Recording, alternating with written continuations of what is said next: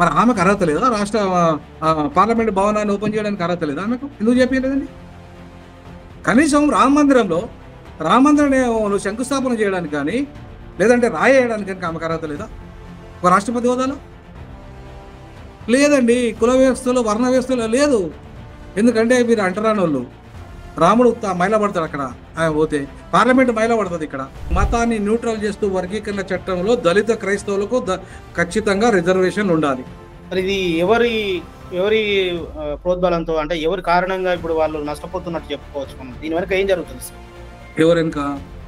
ఇప్పుడు మీరు చెప్తున్నటువంటి దళిత క్రైస్తవులను రిజర్వేషన్లు తీసేసి వాళ్ళకు బీసీసీ అనేది ఇస్తున్నట్టు 60% ఇప్పటికి కూడా బ్రాహ్మణులే, అగ్రవర్ణాలే ఇవాళ ఆధిపత్యం సుప్రీంకోర్టులో చేస్తున్నారు. దాంట్లో రిజర్వేషన్లు రానియకుండా అడ్డం పడుతున్నది వాళ్ళే. హయ్యర్ జ్యుడిషియల్లో రిజర్వేషన్లు రాకుండా తన ఇష్టరాజ్యంగా తీర్పులు ఇస్తున్నది వాళ్ళే. కాబట్టి ఈ దేశంలో రాజ్యాంగము సర్వనాశనమై కూర్చున్నది. రాజ్యాంగ విలువలు, రాజ్యాంగం యొక్క హక్కులు కాలరాయబడుతున్నాయి ఈ దేశంలో. కాబట్టి ఇప్పటికీ ముందు వర్గీకరణ జరగాల్సింది, రిజర్వేషన్ అమలు జరగాల్సింది న్యాయ వ్యవస్థ నుండి. న్యాయ వ్యవస్థ ఎందుకు రిజర్వేషన్ అడ్డుకుంటున్నదండి? మీరు న్యాయం చెప్పే, తీర్పు చెప్పే న్యాయమూర్తులే అన్యాయంగా వ్యవహరిస్తే ఈ దేశంలో న్యాయం దళితులకు ఎక్కడ జరుగుతుందండి? కాబట్టే ఇవాళ మేము మాలాంటి చదువుకున్న వాళ్ళంగా ఈ రాజ్యాంగాన్ని 20 ఏళ్ళు బోధించిన వానిగా అనేక సుప్రీంకోర్టు జడ్జిమెంట్లను, హైకోర్టు జడ్జిమెంట్లను ఏమంటున్నానంటే, అన్న దోపిడీదారులు అగ్రవర్ణాలు, పాలకులు మాలలు కాదు, లేదా ఉప్పు కులాలు కాదు. ఇవాళ ఆ మాట వస్తే ఇవాళ మాదిగల్ని కూడా డక్కలోళ్ళు 18 కులాలు ఉప్పు కులాలు ఉన్నాయి మాదిగలకు. వాళ్ళు కూడా అంటారు మాదిగోళ్ళు దోపిడీ చేసినారు, మాదిగోళ్ళు మాకు కూడా మనవాదులే అంటున్నారు. మరి దాన్ని ఒప్పుకుందామా? వర్గీకరణ చట్టం 100 రోజుల్లో అధికారానికి వచ్చిన 100 రోజుల్లో చేస్తాన మేనిఫెస్టోలో పెట్టింది ఎవరు? బీజేపీ కాదా? ఎందుకు చేయలేదు? బీజేపీ చట్టం చేస్తే మేము కొట్లాడుకుంటామా? రాష్ట్ర ముఖ్యమంత్రికి ఈ రేవంత్ రెడ్డితో పని ఉంటుందా? చంద్రబాబుతో పని ఉంటుందా? దేశంలో ముఖ్యమంత్రులతో పని ఉంటుందా? అంటే ఇప్పుడు కేంద్రం చట్టం చేయకపోవడం అనేది కుట్ర అంటారా? 100% కుట్ర, 100% కుట్ర. కొట్లాడుకోవాలి దళితులు. దేశవ్యాప్తంగా దళితులు ఈ సమస్య మీద కొట్లాడుకోవాలి. రాజకీయ అధికారం వైపు పోవద్దు, వాళ్ళకి రాజ్యాధికారంలో వాటా రావద్దు అనే కుట్ర దీని వెనక దాగుంది.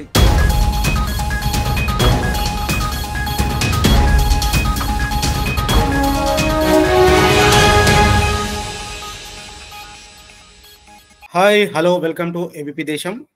ప్రస్తుతం వర్తమాన విషయాలకు వస్తే, ఎస్సీ వర్గీకరణపై సుప్రీంకోర్టు ఇచ్చినటువంటి తీర్పు తర్వాత అనేక భిన్నాభిప్రాయాలు వ్యక్తమవుతున్నాయి. కొంతమంది ఈ తీర్పు చారిత్రాత్మకమైనది, ఎస్సీ ఉపకులాల్లో ఉన్న వారికి న్యాయం జరుగుద్దని చెప్పి కొంతమంది అంటుంటే, మరికొద్ది మంది దీని వల్ల నష్టపోయే అవకాశాలు ఎక్కువ ఉన్నాయనేటువంటి అభిప్రాయాలు వ్యక్తం అవుతున్నాయి. అయితే అసలు దీని లోతుల్లోకి వెళ్దాం. అసలు ఈ సుప్రీంకోర్టు తీర్పు తర్వాత ఎస్సీ వర్గీకరణ విషయంలో కావచ్చు, అదేవిధంగా దళితులు ఏదైతే వాళ్ళు డిమాండ్ చేస్తున్నారో ఆ ఫలాలు వాళ్ళు దక్కుతాయా లేవా ఈ తీర్పు ద్వారా, అసలు ఏం జరుగుతుందనే అంశాలను మనం చర్చిద్దాం. దీంతో మనతో మాట్లాడడానికి లా ప్రొఫెసర్ వినోద్ గారు ఉన్నారు. లా విషయాలకు సంబంధించి కావచ్చు, అదేవిధంగా ఆయన కూడా దళిత సామాజిక వర్గానికి చెందినటువంటి వ్యక్తి. అందులో ఉన్నటువంటి లోటుపాట్లు, అందులో ఉన్నటువంటి ఇబ్బందులు, సమస్యలు అన్ని వ్యక్తిగతంగా తెలిసినటువంటి వ్యక్తి. ఆయన మనం ఆహ్వానిద్దాం. వినోద్ గారు, వెల్కమ్ టు ఏబీపీ దేశం. వినోద్ గారు, చెప్పండి, ఈ మధ్య కాలంలో సుప్రీంకోర్టు తీర్పు తర్వాత చాలా అంశాలు పరిశీలిస్తే ఈ తీర్పు చాలా అద్భుతమైనదని కొద్దిమంది చెప్తున్నారు. అదే మందకృష్ణ మాదిగ గారు కూడా అద్భుతమైన చారిత్రాత్మక తీర్పు అన్నారు.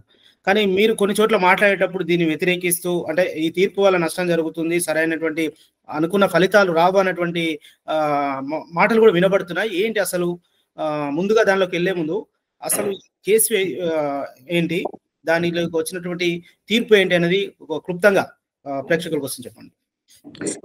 ముఖ్యంగా మీ ప్రేక్షకులందరికీ గుడ్ ఈవినింగ్, జేబీ అండి. ప్రధానంగా వర్గీకరణ అనేది ఉమ్మడి ఆంధ్రప్రదేశ్ సమస్య. ముందు ప్రేక్షకులందరూ గమనించాల్సింది అంటే, ఇది ఉమ్మడి ఆంధ్రప్రదేశ్ రిజర్వేషన్ల వర్గీకరణ పోరాటం. ఇది జాతీయ పోరాటం కాదు, అంటే ఇది దేశానికి సంబంధించిన అంశం కాదు. ఇది కేవలము ఉమ్మడి ఆంధ్రప్రదేశ్కు సంబంధించిన అంశం. అప్పుడు దీనికి 341 అనేది ఒక రాజ్యాంగంలో ఉంటది. ఇది భారత రాజ్యాంగం. ఈ భారత రాజ్యాంగంలో 341 ఒక ఆర్టికల్ ఉంటుంది. అదేంటిదంటే, ఈ దేశంలో ఎవరైనా ఎస్సీలని ఏబిసిడీలుగా, అంటే ఏ గ్రూప్ ఒకరు, బి గ్రూప్ ఒకరు, సి గ్రూప్ ఒకరు, డి గ్రూప్ ఒకరు, అంటే రిజర్వేషన్ పాలసీని మార్చడం అన్నట్టు. ఇదేమో క్లబ్ ఉమ్మడిగా ఉన్నాం అంత ఇప్పటిదాకా 75 ఏళ్లుగా ఉమ్మడిగా ఉన్నాము. దాన్ని వర్గీకరించాలి. సో, వర్గీకరించే దానికి ఒకవేళ చేయాలంటే అది కేవలం పార్లమెంటే చేయాలి. రాష్ట్రాలకు అధికారం లేదు. ఎప్పుడు ఈ వర్గీకరించి కేటగరైజేషన్ చేసేటప్పుడు ఈ పాలసీ మ్యాటర్‌ను మనం దాన్ని రూపాంతరం చెందిస్తున్నాం కాబట్టి కులాలను మారుస్తలేము గానీ, తీసేస్తలేం, కలుపుతలేము గానీ, కానీ పాలసీ మ్యాటర్ మారుస్తున్నాం. ఎట్లా అంటే ఏలో ఒక పర్సెంట్, బిలో 7%, సిలో 6%, అలాగే డిలో 1%. అంటే రూపాంతరం చెంది 15% ఉన్న క్లబ్బింగ్ ఉన్న ఆ రిజర్వేషన్‌లు కాస్త అది క్లాసిఫికేషన్. వర్గీకరణ చేశాం. క్లాసిఫై చేశాం. సో, కాబట్టి అది చేసే ముందు చేయాల్సిన పనేందంటే ఫస్టు నేషనల్ ఎస్సీ కమిషన్ అనుమతి తీసుకోవాలి. భారత రాజ్యాంగం ఇదే సేమ్ భారత రాజ్యాంగంలో 338 ఆర్టికల్ ఉంటది. అదేం చెప్తదంటే ఎనీ పాలసీ రిలేటెడ్ టు ఎస్సీస్ and STs you should consult the national SC commission and ST commission. ఒకవేళ ఎస్టీల విషయం వస్తే ఎస్టీ కూడా మీరు కన్సల్ట్ అయ్యి మేము ఇది ఒకటి రూపొందించినాము. రాష్ట్రంకి ఇదొక విధానం రూపొందించింది. మీరు దీంట్లో ఏదైనా మీకు ఏమైనా అభిప్రాయ భేదాలు ఉన్నా లేదంటే మీ యొక్క అభిప్రాయం తెలపండి అని చెప్పేసి, లేదా అనుమతి ఇవ్వండి, దీన్ని రాష్ట్రపతికి నివేదిక పంపండి అని చెప్పేసి మనము చెప్పాలి. ఎందుకంటే రాష్ట్రపతికి మాత్రమే దాన్ని మార్చే అధికారం ఉంటుంది పార్లమెంట్ ద్వారా. అది పార్లమెంట్ చట్టం ద్వారా మాత్రమే మళ్ళీ రాష్ట్రపతి మారుస్తాడు. ఆయనకు కూడా స్వయంగా డైరెక్ట్ గా మార్చే అధికారం లేదు. పార్లమెంట్ చట్టం ద్వారా మార్చాలి. సో పార్లమెంట్ లో చట్టం చేయాలంటే 2/3 మెజార్టీ లోకసభలో ఉండాలి, 2/3 మెజార్టీ రాజ్యసభలో ఉండాలి. అలాగే ఈ రెండు అంటే రాజ్యసభ, లోకసభ, చట్టసభల్లో తీర్మానాన్ని 50% రాష్ట్రాలలో అసెంబ్లీ తీర్మానం చేయాలి. అంటే ఒక 15 అసెంబ్లీ రాష్ట్రాలలో అసెంబ్లీ తీర్మానం దీనికి అనుకూలంగా చేయాలి. 341 సవరించాలంటే 341 సవరించాలంటే ఇది ఎప్పుడు జాతీయ సమస్య అయినప్పుడు మాత్రమే. ఇది రాష్ట్ర సమస్య, ఇది జాతీయ సమస్య కాదు. అందుకే ఆయన తీసుకొచ్చిన చట్టం, చంద్రబాబు గారు తీసుకున్న చట్టంలో 341 సవరించాడు. సవరించమని రాష్ట్రపతికి ఆయన ఆ చట్టాన్ని పంపాడు, ఆమోదించమని, ఆర్డినెన్స్ను ఆమోదించమని. అలాగే ఇంకేం చేశాడు ఆయన? 338 అనుమతి తీసుకోలేదు, నేషనల్ ఎస్సీ కమిషన్ అనుమతి తీసుకోలేదు. అందుకే సుప్రీంకోర్టు నీకు అధికారం లేదురా బాబు అని కొట్టేసింది. నీకు 341 సవరించే అధికారం లేదు. అట్లాగే నువ్వు 338 ప్రకారంగా నేషనల్ కమిషన్ అనుమతి తీసుకోలేదు కాబట్టి ఇది చెల్లదు చట్టం అని కొట్టేసింది. ఓకే. ఎప్పుడు? ఇది 2004. సో తర్వాత ఏం చేయాలి? ఇది కేంద్రానికి కాదు కాబట్టి, పార్లమెంటుకు సంబంధం లేదు కాబట్టి, ఇది జాతీయ సమస్య కాదు కాబట్టి అప్పుడు ఏం చేయాలి? రాష్ట్రపతిలో చట్టాలను ఉపయోగించుకోవాలి. ఆ రాష్ట్రపతిలో చట్టాలు ఏంటి అంటే మళ్ళీ భారత రాజ్యాంగం తీసుకుంటే ఆర్టికల్ 14, 15 and 16 ఏం చెప్తాయి? ఇది ఆర్టికల్ 14 ఏం చెప్తా అంటే సమానత్వ సూత్రం చెప్తుంది.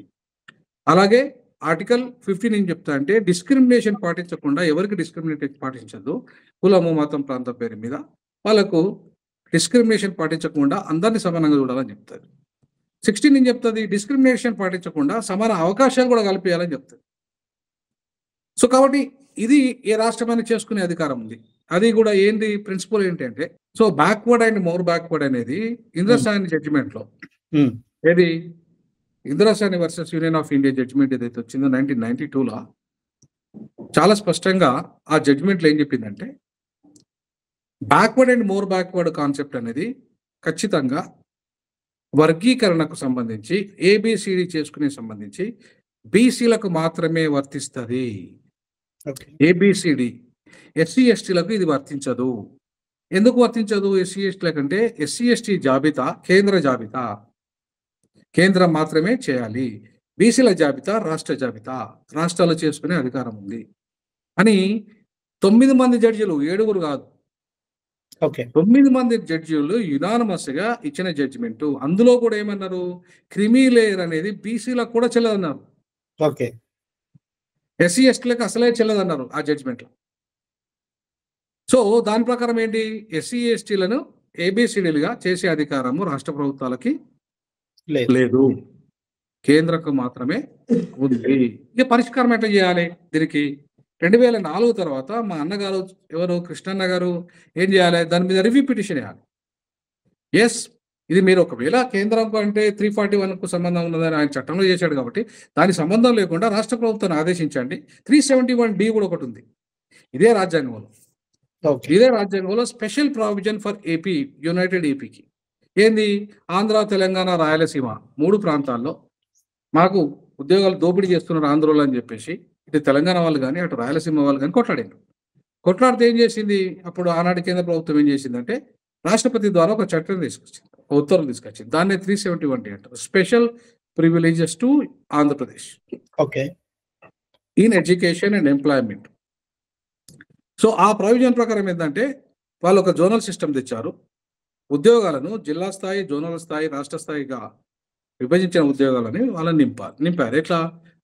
ఆంధ్రాకు వేరే, తెలంగాణకు వేరే, రాయలసీమకు వేరే. సో, ఆ రకంగా 73 నుండి అది అమలవుతుంది. ఇవాళ చంద్రబాబు గారు ఏం చెప్పాల్సి ఉంటే ఈరోజు చెప్తున్నారు ఆయన జిల్లా యూనిట్‌గా చేసుకొని మేము వర్గీకరణ చేస్తామని. కానీ ఆ రోజు చంద్రబాబు గారు మళ్ళీ 2004 తర్వాత కూడా ఆయన అధికారంలో ఉన్నాడు. అవును.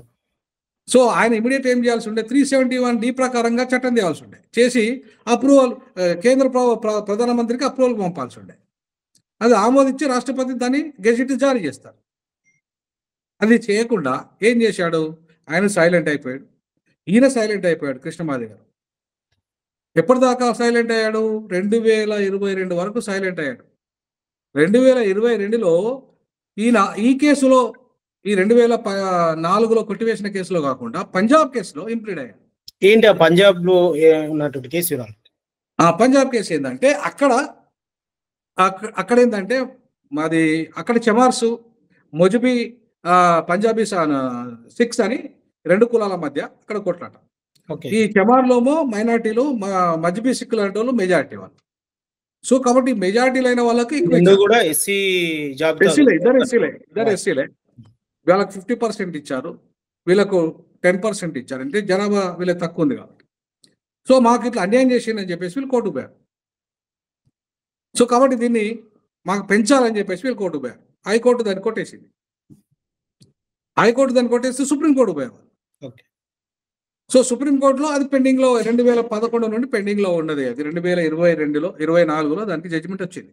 అవును. అంటే మందకృష్ణన్ ఏం చేశాడు అంటే 2022లో ఈ కేసులో ఇంప్లీడ్ అయ్యాడు. ఓకే. పంజాబ్ కేసులో. ఎందుకు? ఆ 2004 కేసుకు ఈ పంజాబ్ కేసుకు ఏం సంబంధం లేదు. అది ఏబిసిడికి సంబంధించింది. ఇదేమో మాకు జనాభా ప్రకారంగా మాకు వాటా ఇవ్వమని అన్నది. ఏబిసిడి అనలే వాళ్ళు. ఓకే. ఏబిసిడి అనే పదం వాడలే. సో, పంజాబ్‌లో మాకు తక్కువ వాటా ఇచ్చారు కాబట్టి మాకు వాటా పెంచండి అన్నారు. అంటే ఇక్కడ వినోద్ గారు, ఇప్పుడు మీరు చెప్పిన తీర్పు ప్రకారం అంటే మీరు చెప్తున్న దాంట్లో వాళ్ళు వాటా పెంచమన్నారు జనాభా ప్రాతిపదికన. ఇక్కడ కూడా జనాభా ప్రాతిపదికన అంటే ఏబిసిడీల వర్గీకరణ చేసి జనాభా ప్రాతిపదిక ఇవ్వమనే కదా. ఏంటి అందులో డిఫరెన్స్ ఏమి కనబడుతుంది? డిఫరెన్స్ ఏంటంటే ఇప్పుడు రాష్ట్రము అధికారము చేసుకునే అధికారం ఉంటుంది. పెంచుకునే అధికారం రిజర్వేషన్‌లో, తగ్గించుకునే అధికారం రాష్ట్ర ప్రభుత్వానికి ఉంది. యాహ్! ఎందుకుంది అంటే అది ఓన్లీ వెనకబాటు ఆధారంగా మాకు ఇవ్వండి, పెంచండి అని చెప్పేసి వాళ్ళు అడిగారు. అది అధికారం ఉంది. కానీ ఇందులో ఈ కేసులో ఏందంటే ఏబిసిడి అనే విభజన చేయండి అని అడిగారు. తేడా అది. ఓకే. విభజన చేసి పంచమన్నారు. అక్కడ రిజర్వేషన్‌లు పెంచమన్నారు.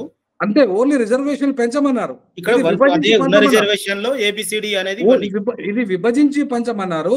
అది పెంచమన్నారు. తేడా అది. ఓకే. అర్థమైందా? అందుకే అక్కడ పెంచిండ్రు. పంజాబ్‌లో, హర్యానాలో పెంచిండ్రు, బీహార్‌లో పెంచిండ్రు, తమిళనాడులో పెంచిండ్రు, విభజించలే, పెంచిండ్రు. అక్కడ కాబట్టి అనేది లేదు, వర్గీకరణ లేదు అక్కడ. వర్గీకరణ అనే పదం లేదు. జనాభాకు వాళ్ళు పెంచిండ్రు. సో, కాబట్టి అది క్లాసిఫికేషన్ కిందకి రాదు. ఓకే. ఇక్కడ క్లాసిఫికేషన్ కిందకి వస్తుంది ఈ సమస్య. అయితే ఈ సమస్యను కూడా పరిష్కరించొచ్చు. ఎట్లా పరిష్కరించొచ్చు అంటే 371D అనేది ఒక ఆర్టికల్ ఉందని చెప్పినారు మీరు. ఓకే. సో, 371D అనే ఒక ఆర్టికల్ మనము ఈ విద్యా ఉద్యోగ రంగాల్లో కదా అడిగేసింది. ఇప్పుడు అన్యాయం జరిగింది ఏమిటి మాదిగలకి? విద్యా ఉద్యోగ రంగాల్లో. సో, విద్యా ఉద్యోగ రంగంలో మాదిగలేకే కాకుండా ఈవెన్ ఉపకులాలకు కూడా తీరని అన్యాయం జరిగింది. ఇంకా 57 ఉపకులాలు కూడా ఉన్నాయి. వీటన్నిటికీ కారణాలు వేరు. వీళ్ళు వెనకబాటుకు కారణాలు వేరు. దాన్ని కూడా మనం పరిగణలోకి తీసుకోవాలి ఇక్కడ. ఎందుకు తీసుకోవాలంటున్నానంటే ఇది కుల సమస్య కంటే కూడా ఎక్కువ ప్రాంతీయ సమస్య. ఉమ్మడి ఆంధ్రప్రదేశ్ ఎందుకు విడిపోయింది? ఎందుకు విడిపోయింది అంటే ఆంధ్రుల పెత్తనము, దోపిడీ కారణంగా తెలంగాణ ప్రజలు వెనుకబడిపోయారు కాబట్టి, అవకాశాలు తిన్నాయి కాబట్టి, మాకు ప్రత్యేక రాష్ట్రం ఇస్తే మా స్వయం పాలనలో మేము అభివృద్ధి చెందుతామని చెప్పేసి ఉద్యమం వచ్చింది, రాష్ట్రం విడిపోయింది. సేమ్ అదే ప్రిన్సిపల్ ఈ దళితుల విషయంలో కూడా వర్తిస్తది. ఎట్లా అంటే 56లో ఆంధ్ర రాష్ట్రం ఏర్పడిన తర్వాత అక్కడున్న వాళ్ళు మద్రాస్ ప్రెసిడెన్సీలో ఉన్న వాళ్ళు 53లో ఇక్కడ కర్నూలు కేంద్రంగా ఆంధ్ర రాష్ట్రం ఏర్పడ్డది. అవును. ఆంధ్ర రాష్ట్రం ఏర్పడిన తర్వాత అసలు వాళ్ళకు క్యాపిటల్ సిటీ ఇవ్వలేదు చట్టంలో, ఆనాటి చట్టంలో. కేవలం కర్నూలు తాత్కాలిక రాజధానిగా మాత్రమే ఏర్పడ్డది. అవును. సో దాంతో ఏమైంది? వాళ్ళకు దిక్కుముక్కు లేని పరిస్థితి. కర్నూలులో ఏం లేదు డెవలప్‌మెంట్. క్యాపిటల్ సిటీ అనే నిర్మాణం జరగలే. కేవలం టెంట్ల కింద మాత్రమే వాళ్ళు ఉన్నారు. సో కాబట్టి వాళ్ళ కన్ను ఎక్కడ పడ్డది? హైదరాబాద్ మీద పడ్డది. మాకు అప్పటికి భారతదేశము అంటే 48లోనే ఇక్కడ అంటే మనది వీళ్ళ కంట్రోల్‌లోకి వచ్చేసింది కదా! కేంద్ర ప్రభుత్వం కంట్రోల్‌లోకి వచ్చేసింది కదా! నిజాం స్టేట్ పోయింది కదా! హైదరాబాద్ స్టేట్ పోయింది కదా! సో అప్పటికి ఇది తెలంగాణ హైదరాబాద్ స్టేట్‌గా ఉంది. 53లో this is Hyderabad state, not Yes. Andhra Pradesh. Yes. 56లో ఆంధ్రప్రదేశ్ లింగ్విస్టిక్ స్టేట్స్‌గా దీన్ని రూపాంతరం చెందించారు. దేశవ్యాప్తంగా లింగ్విస్టిక్ స్టేట్స్ కావాలనే ఒక నినాదంతో తెలుగు రాష్ట్రం దేశంలో మొట్టమొదటి Linguistic. భాషా రాష్ట్రం ఏదన్నా ఉంటదంటే ఆంధ్రప్రదేశ్ ఏర్పడింది. అప్పుడు ఏమైంది? మద్రాసు నుండి కర్నూలుకి వచ్చిన వాళ్ళంతా అంటే ఆంధ్రాకి వచ్చిన వాళ్ళంతా ఈ తెలంగాణకు వచ్చారు. ఎవరు? అన్ని కులాలు వచ్చినట్టే ఆంధ్రులు కూడా మా దళితులు కూడా వచ్చేసారు. ఓకే. వచ్చి ఇక్కడున్న దళితులు మాల మాదిగ ఉప్పు కులాల అవకాశాలనేకి గడ్డి కొట్టిండ్రు వీళ్ళు. ఎందుకంటే ఇక్కడున్న వాళ్ళకి ఇంగ్లీష్ మీడియం ఎడ్యుకేషన్ లేదు, ఉర్దూ మీడియం.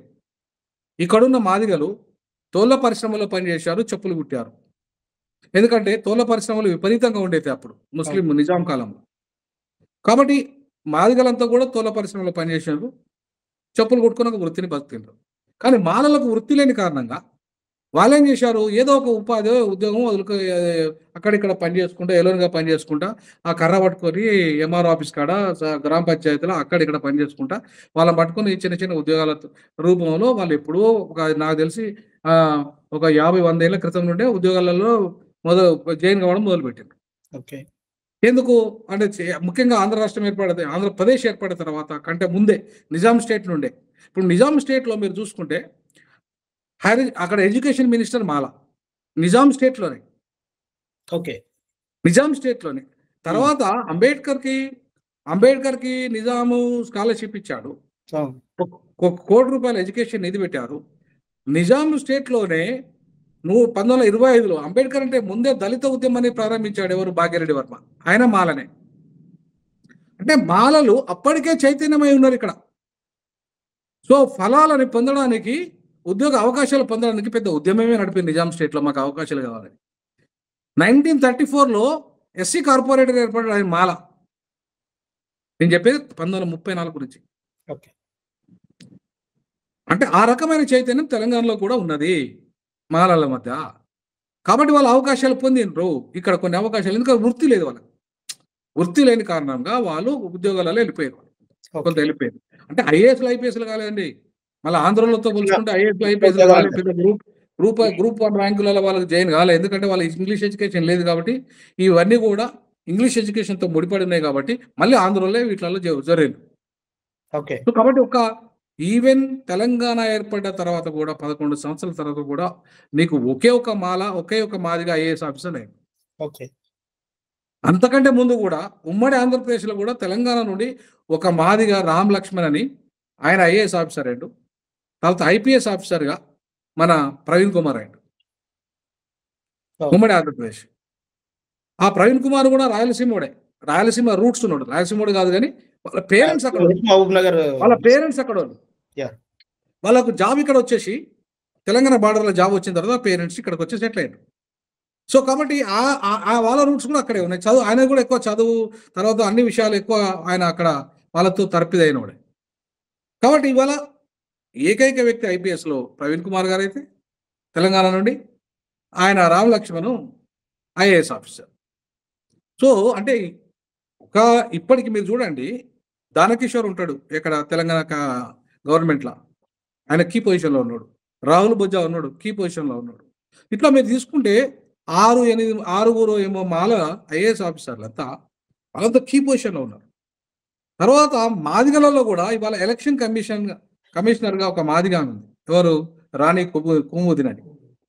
ఆమె కూడా ఆంధ్రామే, తెలంగాణమే కాదు. సో తెలంగాణ వాళ్ళు ఎవరు కీలక పొజిషన్లో లేరు. ఎందుకు లేరంటే వాళ్ళు సీనియర్ ఐఏఎస్ ఐపీఎస్లు కాదు, సీనియర్ ఐపీఎస్ ఆఫీసర్లు కాదు, ఇద్దరే ఉన్నారు. అది కూడా అంటే మీకు అర్థం కావాల్సింది ఏంటంటే ఇక్కడున్న వాళ్ళ అవకాశాలను కూడా ఎవరు తీసుకున్నారు? మాదిగల అవకాశాలు, ఉపకుల అవకాశాలు. మీరు ఒక కాకిమాధవరావు ఎగ్జాంపుల్ తీసుకోండి. కాకిమాధవరావు ఫ్యామిలీలో ఎంతమంది ఐఏఎస్లు ఉన్నారు, ఎంతమంది ఐపీఎస్లు ఉన్నారు, ఎంతమంది ఐఆర్టీఎస్ ఆఫీసర్లు ఉన్నారు వాళ్ళ చుట్టాలల్లా? మా తెలంగాణలో మాలల దగ్గర ఎందుకు లేరు? నిజంగా తెలంగాణ మాలలు దొబ్బి తిన్నారు ఇక్కడ మాదిగల సొమ్ము అంటే, ఒకవేళ నిజంగానే నిజమైతే మరి తెలంగాణ మాలలో కూడా దెబ్బ తిన్నట్టుగా ఉండాలి కదా. అంటే ఒకటి వినోద్ గారు, సూటి ప్రశ్న. ఇప్పుడు మీరు చెప్తున్నటువంటి ఇక్కడ తెలంగాణ నుంచి మాల సామాజిక వర్గం నుంచి ఎవరు ఉన్నత స్థాయిలో అంటే రిజర్వేషన్ ఫలాలు అందుకోలేదు. ఆంధ్ర నుంచి వచ్చినటువంటి మాలలు మాత్రం ఆ సామాజిక వర్గాలకు రావాల్సిన ఫలితాలను వాళ్ళు గంపగుత్తుగా పొందగలిగారు అని మీరు చెప్తున్నారు, అవునా? దానికి సంబంధించి మీరు అంటే మామూలుగా చెప్తున్నారా? ఏమైనా అధ్యయనాలు జరిగాయా వాటికి సంబంధించిన? జస్టిస్ రామచంద్రరావు కమిషన్ రిపోర్ట్ ఇచ్చింది కదా. ఎప్పుడు? జస్టిస్ చంద్రబాబు హయాంలో జస్టిస్ రామచంద్రరావు కమిషన్ రిపోర్ట్ ఒకటి ఉంది. ఆ రిపోర్ట్ మీరు చెప్పినట్టే ఉందా లేదా ఇప్పుడు మాలలు ఎక్కువగా తీసుకున్నారనా లేదా? ఏబీపీ మీ ఛానల్లో తెప్పించుకొని చదవండి. అలా ఆంధ్ర మాలలు బెనిఫిట్ అయిందా, దాంతో తెలంగాణ మాదిగలు బెనిఫిట్ అయినా? నా పాయింట్ స్పెసిఫిక్ గా కనపడింది. 100% కనపడుతుంది అంటున్నా. తర్వాత రెండో విషయం కొట్టుకొస్తా. విభజన జరిగింది, ఏబిసిడి విభజన జరిగింది 2000 నుండి 2004 వరకు. ఇక్కడ 12% మాదిగలు ఉన్నారు. మాకు వచ్చింది ఎంత అంటే 7%. 5% ఇక్కడ మాదిగలకు నష్టం జరిగింది. అక్కడ మాలలు 12% ఉన్నారు, వాళ్ళకు వచ్చింది ఎంత? 6%. అంటే 6% వాళ్ళకి అక్కడ నష్టం జరిగింది. అంటే మేజర్ కులాలైన మాలలు మాదిగలు, ఇక్కడ మాదిగలు నష్టపోతే అక్కడ మాలలు నష్టపోయారు. ఏది? జస్టిస్ రామచంద్రరావు కమిషన్ రిపోర్ట్ ప్రకారంగా. ఓకే, నష్టపోయిన వాళ్ళు ఉద్యమం చేయరా మాకు నష్టం జరుగుతుందని? చేసిన కారణంగానే తెలంగాణ మాదిగ దండోరా ఏర్పడ్డది. ఇక్కడ తెలంగాణ మాదిగ దండోరా ఎందుకు ఏర్పడ్డది అంటే తెలంగాణ వాళ్ళకు ప్రత్యేక రిజర్వేషన్లు కావాలని చెప్పేసి ఉమ్మడి ఆంధ్రప్రదేశ్లో ఏర్పడ్డది. అక్కడ మాలలు కూడా ఏం చేశారు? మాకు ఈ 6% నష్టం జరుగుతుంది, మాకు ఇది వద్దు, ఈ జస్టిస్ రామచంద్రరావు కమిషన్ తప్పుడు రిపోర్టు, మాకు అన్యాయం చేసిండని చెప్పేసి వద్దారు. సో కాబట్టి వాళ్ళు కోర్టుకు పోయారు, వాళ్ళకి అన్యాయం జరుగుతుంది కాబట్టి. సో కోర్టు ఏం చేసింది? ఆయన తప్పు చేశాడు చంద్రబాబు నాయుడు, 341కు ముడిపెట్టాడు, 338 ఆర్టికల్కు సంబంధం లేకుండా కమిషన్ అనుమతి లేకుండా చట్టం చేశాడు కాబట్టి ఇచ్చలేదని కొట్టేసిన తర్వాత మా కృష్ణన్న 2022 వరకు కూడా పంజాబ్ కేసులో ఇంప్లీడ్ అయింది, కానీ ఆయన రివ్యూ పిటిషన్ వేయలేదు. అంటే 2004లో కేసు కొట్టుడు పోతే 2022 వరకు కూడా ఈ పంజాబ్ కేసులోనే నువ్వు ఇంప్లీడ్ అయినవే, మరి ఎందుకు సుప్రీంకోర్టు మీద రివ్యూ పిటిషన్ వేయలే?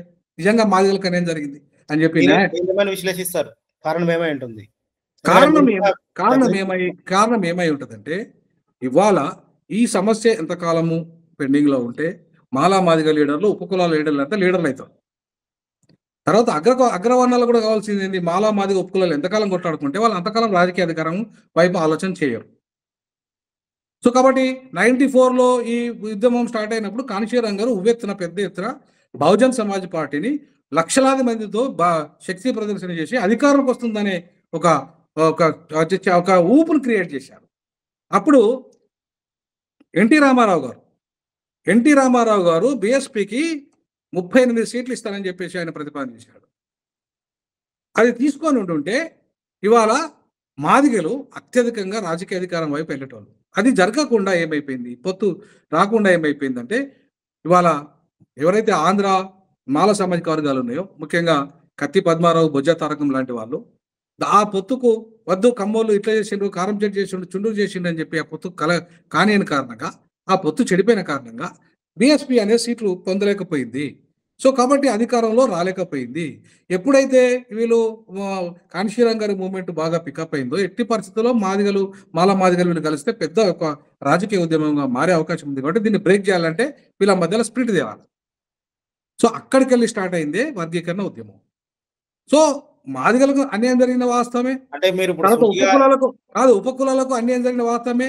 కానీ సరిచేయాల్సింది ఎవరు? పాలకులు కదా! ఇప్పుడు ఒక చట్టము సరిచేయాల్సింది ఎవరు? అన్యాయం జరిగితే పాలకుడు చేయాలి. చంద్రబాబు పాలకుడుగా ఉన్నాడు, ఆయన చేయలేదు. గతంలో కాంగ్రెస్ రెడ్లు అంతా పాలకులుగా ఉన్నారు, వాళ్ళు చేయలేదు. తర్వాత తెలంగాణ వచ్చిన తర్వాత మళ్ళీ అక్కడ కమ్మాయిన చంద్రబాబే అధికారంలో ఫస్ట్ టైం వచ్చిండు, ఆయన చేయలేదు. తర్వాత ఎవరు వచ్చిండ్రు? జగన్మోహన్ రెడ్డి వచ్చిండు, ఆయన చేయలేదు. ఇక్కడ ఎవరు వచ్చిండ్రు? కేసీఆర్ వచ్చిండు, చేయలేదు. ఇక్కడ మళ్ళీ రేవంత్ రెడ్డి వచ్చిండు, చేయలేదు. అంటే ఈ పాలక సమాజం ఎవరైతే రెడ్డి, వెలమ, కమ్మ వాళ్ళు ఉన్నారో వీళ్ళంతా కూడా ఏంటంటే ఈ దళితులకు సమస్య పరిష్కారం చేస్తే వాళ్ళు రాజకీయ అధికారం అడుగుతారు, మా సీటు కేసరి అవుతుంది అని చెప్పేసి అది పరిష్కారం కాకుండా అట్టనే ఉంచారు. నాయకులు కూడా ఇది పరిష్కారం అయితే మాకు క్లోజ్ అయిపోతుంది మా ఉద్యమం అని చెప్పేసి వాళ్ళు కూడా ఇవాళ ఆ పరిష్కారం కాకుండానే ఆగిపోయింది. ఒకటి చెప్పండి వినోద్ గారు, మీరు ఇప్పుడు డైరెక్ట్ గా వేలెత్తి మందకృష్ణ మాదిగ గారి నాయకత్వాన్ని ఆయన చేసిన ఉద్యమాన్ని తప్పుపడుతున్నట్టు లేదు. నేనేమంటానంటే నాయకుడు ఎప్పుడు కూడా ప్రజలకి, ఏ నాయకుడైనా సరే, ఈ దేశంలోని ఈ ప్రపంచంలోని ఏ నాయకుడైనా సరే ప్రజలకు మేలు చేసే విధంగా నిర్ణయాలు తీసుకోవాలి. ప్రజలకు సత్వర న్యాయం జరిగే విధంగా. ఇలా న్యాయ వ్యవస్థ ఎందుకున్నది? Access to justice for all, సత్వర న్యాయము, సమన్యాయము దాని యొక్క సిద్ధాంతం. కరెక్టే మీరు చెప్పింది. కానీ ఈ విషయంలో మందకృష్ణ గారు ఇవాళ రివ్యూ పిటిషన్ అయిన కారణంగా, లేకుంటే కనీసం చంద్రబాబుతోని 371D ప్రకారంగా చట్టం చేయించని కారణంగా ఇవాళ ఈ 30 ఏళ్ళ గ్యాప్ ఏర్పడ్డది, ఇంకా 20 ఏళ్ళ గ్యాప్ ఏర్పడ్డది. అంటే ఇప్పుడు ఇది నేను ఇట్లా కూడా మనం అనుకోవచ్చు కదా, ఇప్పుడు అతను దాదాపు 30 ఏళ్ల నుంచి ఉద్యమాన్ని రన్ చేస్తున్నారు. ఉద్యమం వెళ్ళే క్రమంలో కొన్ని పొరపాట్లు జరగచ్చు, లేదా కొన్నిసార్లు నిర్ణయాలు తీసుకోవడంలో తప్పులు జరుగుతాయి. అంత మాత్రం చేత మనం మందకృష్ణ మాదిగ గారు చేసినటువంటి ఆ ఉద్యమం కేవలం తన నాయకుడిగా ఎదగడానికే లేట్ అయింది అని ఎట్లా సూత్రీకరిస్తారు? నేను అట్లా కూడా అనట్లేదు. నేనేమన్నానంటే 2004 నుండి మందకృష్ణ గారికి నేను ఉద్యమంలో ఉన్నాను, 30 ఏళ్ళ నుంచి ఉద్యమంలో ఉన్నాను, ఇవాళ కొత్త కాదు. 94 నుండి 2024 వరకు కూడా ఈవెన్ బీఎస్పీలో నేను పనిచేస్తూ, బహుజన్ సమాజ్ పార్టీలో పనిచేస్తూ కూడా ఈ వర్గీకరణ జరిగి తీరాల్సిందే, మాదిగలకు అన్యాయం జరుగుతుంది, ఉపకులాలకు అన్యాయం జరుగుతుంది, దీన్ని ఏదో ఒక రకంగా సొల్యూషన్ తీసుకురావాల్సిందే అని చెప్పేసి నేను ఆ ఉద్యమంలో ఉన్నా. చెప్పిన 2004 నుండి చెప్పిన.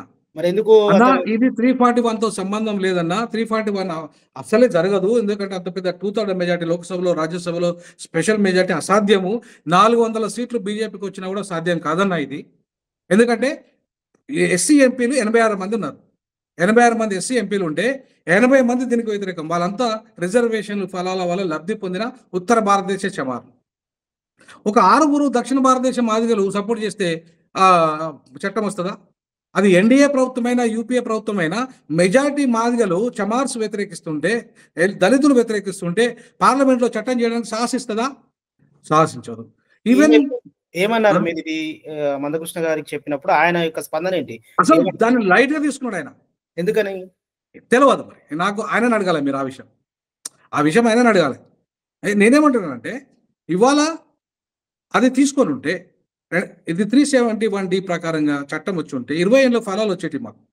2000 నుండి 2004 వరకు లబ్ధి పొందినాం కదా. సరే, అది చట్టం రాంగో రైటో మొత్తానికైతే లబ్ధి జరిగింది కదా, కొంత మేలు జరిగింది కదా. శాస్త్రీయమో అశాస్త్రీయమో ఆంధ్రాలకు మాల నష్టపోయినా, ఇక్కడ మాదిగలు నష్టపోయినా ఎంతో కొంత మేలు అయితే జరిగింది. అది ఆంధ్రాలకు ఎక్కువ మేలు జరిగింది, తెలంగాణ వాళ్ళకి తక్కువ మేలు జరిగింది. అయినా సరే మేలు అయితే జరిగింది.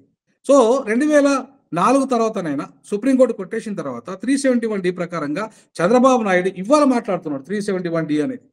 ఇవాళ ఇదే చంద్రబాబు నాయుడు తెలియదా? లీగల్ టీం లేదా? ఇదే చంద్రబాబు నాయుడు 2004లోనే అదే చట్టం తెచ్చుంటే, అదే జిల్లాని యూనిట్ చేసుకొని ఈ చట్టం చేసుంటే మేమంతా దళితులమంతా బాగుపడేళ్ళం కాదా? మా జన్మ ప్రకారంగా మాకు వాటా వచ్చేది కదా ఉద్యోగ రంగాలలో, విద్యారంగంలో. మేము కనీసం బ్యాక్లాగ్ పోస్టులు ఈ 30 అడగలే. 2,50,000 బ్యాక్లాగ్ పోస్టులు ఖాళీగా ఉండే కిరణ్ కుమార్ రెడ్డి ముఖ్యమంత్రిగా ఉన్నప్పుడు దాని గురించి అడగలేము మేము. అట్లాగే మాకు లక్షల కోట్ల రూపాయల బడ్జెట్ సప్లాన్ నిధులు దారి మళ్లించారు ఈ 30 ఏళ్ళల్లో. దాని గురించి మేము కొట్లాడలే. మాకు భూమి ఇస్తానన్న వాళ్ళు ఇయ్యలే, మాకు పరిశ్రమలు ఇస్తానన్న వాళ్ళు ఇయ్యలే, మాకు ఫార్మా రంగంలో వాటా ఇస్తానన్న వాళ్ళు ఇయ్యలే, ఇండస్ట్రీలో వాటా ఇస్తానన్న వాళ్ళు ఇయ్యలే, ప్రైవేట్ రంగంలో వాటా ఇస్తాను ఇవ్వలే. ఇవేమీ మేము ఉమ్మడిగా కొట్లాడుకోకుండా ఇవాళ కేవలము ఇది కూడా 5% విద్యావంతులకు సంబంధించిన అంశం ఇది. దళితులలో 5% విద్యావంతులు ఉన్నారు, ఇట్లాంటి పోటీపడి ఉద్యోగాల కోసం పోటీపడేటోళ్ళు. మరి 95% ఉన్న మిగతా దళితుల సంగతి ఏంది? వాళ్ళ సమస్య ఎవరు పట్టించుకోవాలి? ఈ సమస్య పరిష్కారం అయితే కదా ఉమ్మడి పోరాటాలు చేసేది. సో కాబట్టి 95% ఉన్న ప్రజలకు సంబంధించి మనం ఏ నిర్ణయం తీసుకోకుండా, ఏం కొట్లాట చేయకుండా 30 ఏళ్ళుగా ఈ 5% విద్యావంతుల కోసమే కొట్లాడితే మరి అక్కడున్న అవమానాలు ఎదుర్కొంటున్న పూరు, పేద, మాదిగ, మాల, ఉపకులాల పరిస్థితి ఏంది? అంటే మీరు మీ సూత్రీకరణ ఇంకోటి కూడా నేను అబ్జెక్ట్ కాదు కానీ నేను అడగదలుచుకున్నాను. అడగండి. ఇప్పుడు ఈ 30 ఏళ్ల పాటు ఈ రిజర్వేషన్ సమస్య మీద కొట్లాడడం ద్వారా దళితులకు నష్టం జరిగిందంటారా? ఎందుకంటే ఆయన మందకృష్ణ మాదిగ గారి వాళ్ళందరినీ ఒక వైపు తిప్పేసి మిగతా సమస్యలు పక్కన పెట్టారు అన్నట్టు మీరు చెప్తున్నటువంటి అంశం నాకు అర్థమవుతుంది. మాల మాదిగలు అదే చేసిండండి. మాల సంఘం కూడా అడగలేదు, మాదిగ సంఘము అడగలేదు, ఉపకులాల సంఘము అడగలేదు. ఇవంతా పొద్దస్తమానం వీళ్ళ ఇది వర్గీకరణ చుట్టే తిరిగింది అంటే 30 ఏళ్ళు. మరి ఎంత నష్టం జరిగింది? ఈ నష్టాన్ని ఇవాళ వాళ్ళు ఎంజాయ్ చేస్తున్నారు అగ్రవర్ణాలు. మాకు రావాల్సిన బడ్జెట్ అంతా వాళ్ళు రోడ్లు వేసుకున్నారు, మా సప్లాన్ నిధులంతా వాళ్ళు వాళ్ళ ప్రయోజనాల కోసం. ఈవెన్ ఆయన ఏంది కేసీఆర్ అయితే ఆయన ఫామ్ హౌస్ కూడా వాడుకున్నాడు. ఆ డబ్బులు ఆయన ఫామ్ హౌస్ కూడా వాడుకున్నాడు రోడ్లకు. అంటే ఎప్పుడు మా బతుకులకు మాకు సరిగా రోడ్లు లేవు, మాకు పాఠశాలలు లేవు, మాకు సరైన రెసిడెన్షియల్ స్కూల్స్ లేవు, మాకు సరైన ఉద్యోగాలు లేవు, ఉపాధి లేదు, మాకు లోన్లు లేవు, మాకు అతి లేదు గతి లేదు మా బతుకులకు. చివరికి ఇల్లు కిరాయిలలో నాలాంటి వాడు కూడా ఇల్లు కిరాయి కావాలని మొన్న నేను ఈ ఆఫీస్ పెట్టినప్పుడు 6 నెలల ముందు అడుగుతా కూడా పక్కకున్న రెడ్డి అయినా నువ్వు మాదిగొని నీకేమన్నాడు? నేను ఒక ప్రొఫెసర్ను, నేను అంబేద్కర్ చదువుకున్న విశ్వవిద్యాలయాలకు పోయి చదువు చెప్పొచ్చినోని, కొలంబియా పోయినోని, హార్వర్డ్ లండన్ స్కూల్లో పోయినోని, ప్రపంచ దేశాల్లో చాలా దేశాలు తిరిగినోని, నేను ప్రపంచ సదస్సులో పాల్గొన్న. నాకే ఈ పరిస్థితి ఉంటే మరి గ్రామాల్లో ఉన్న వాడి పరిస్థితి ఏంది?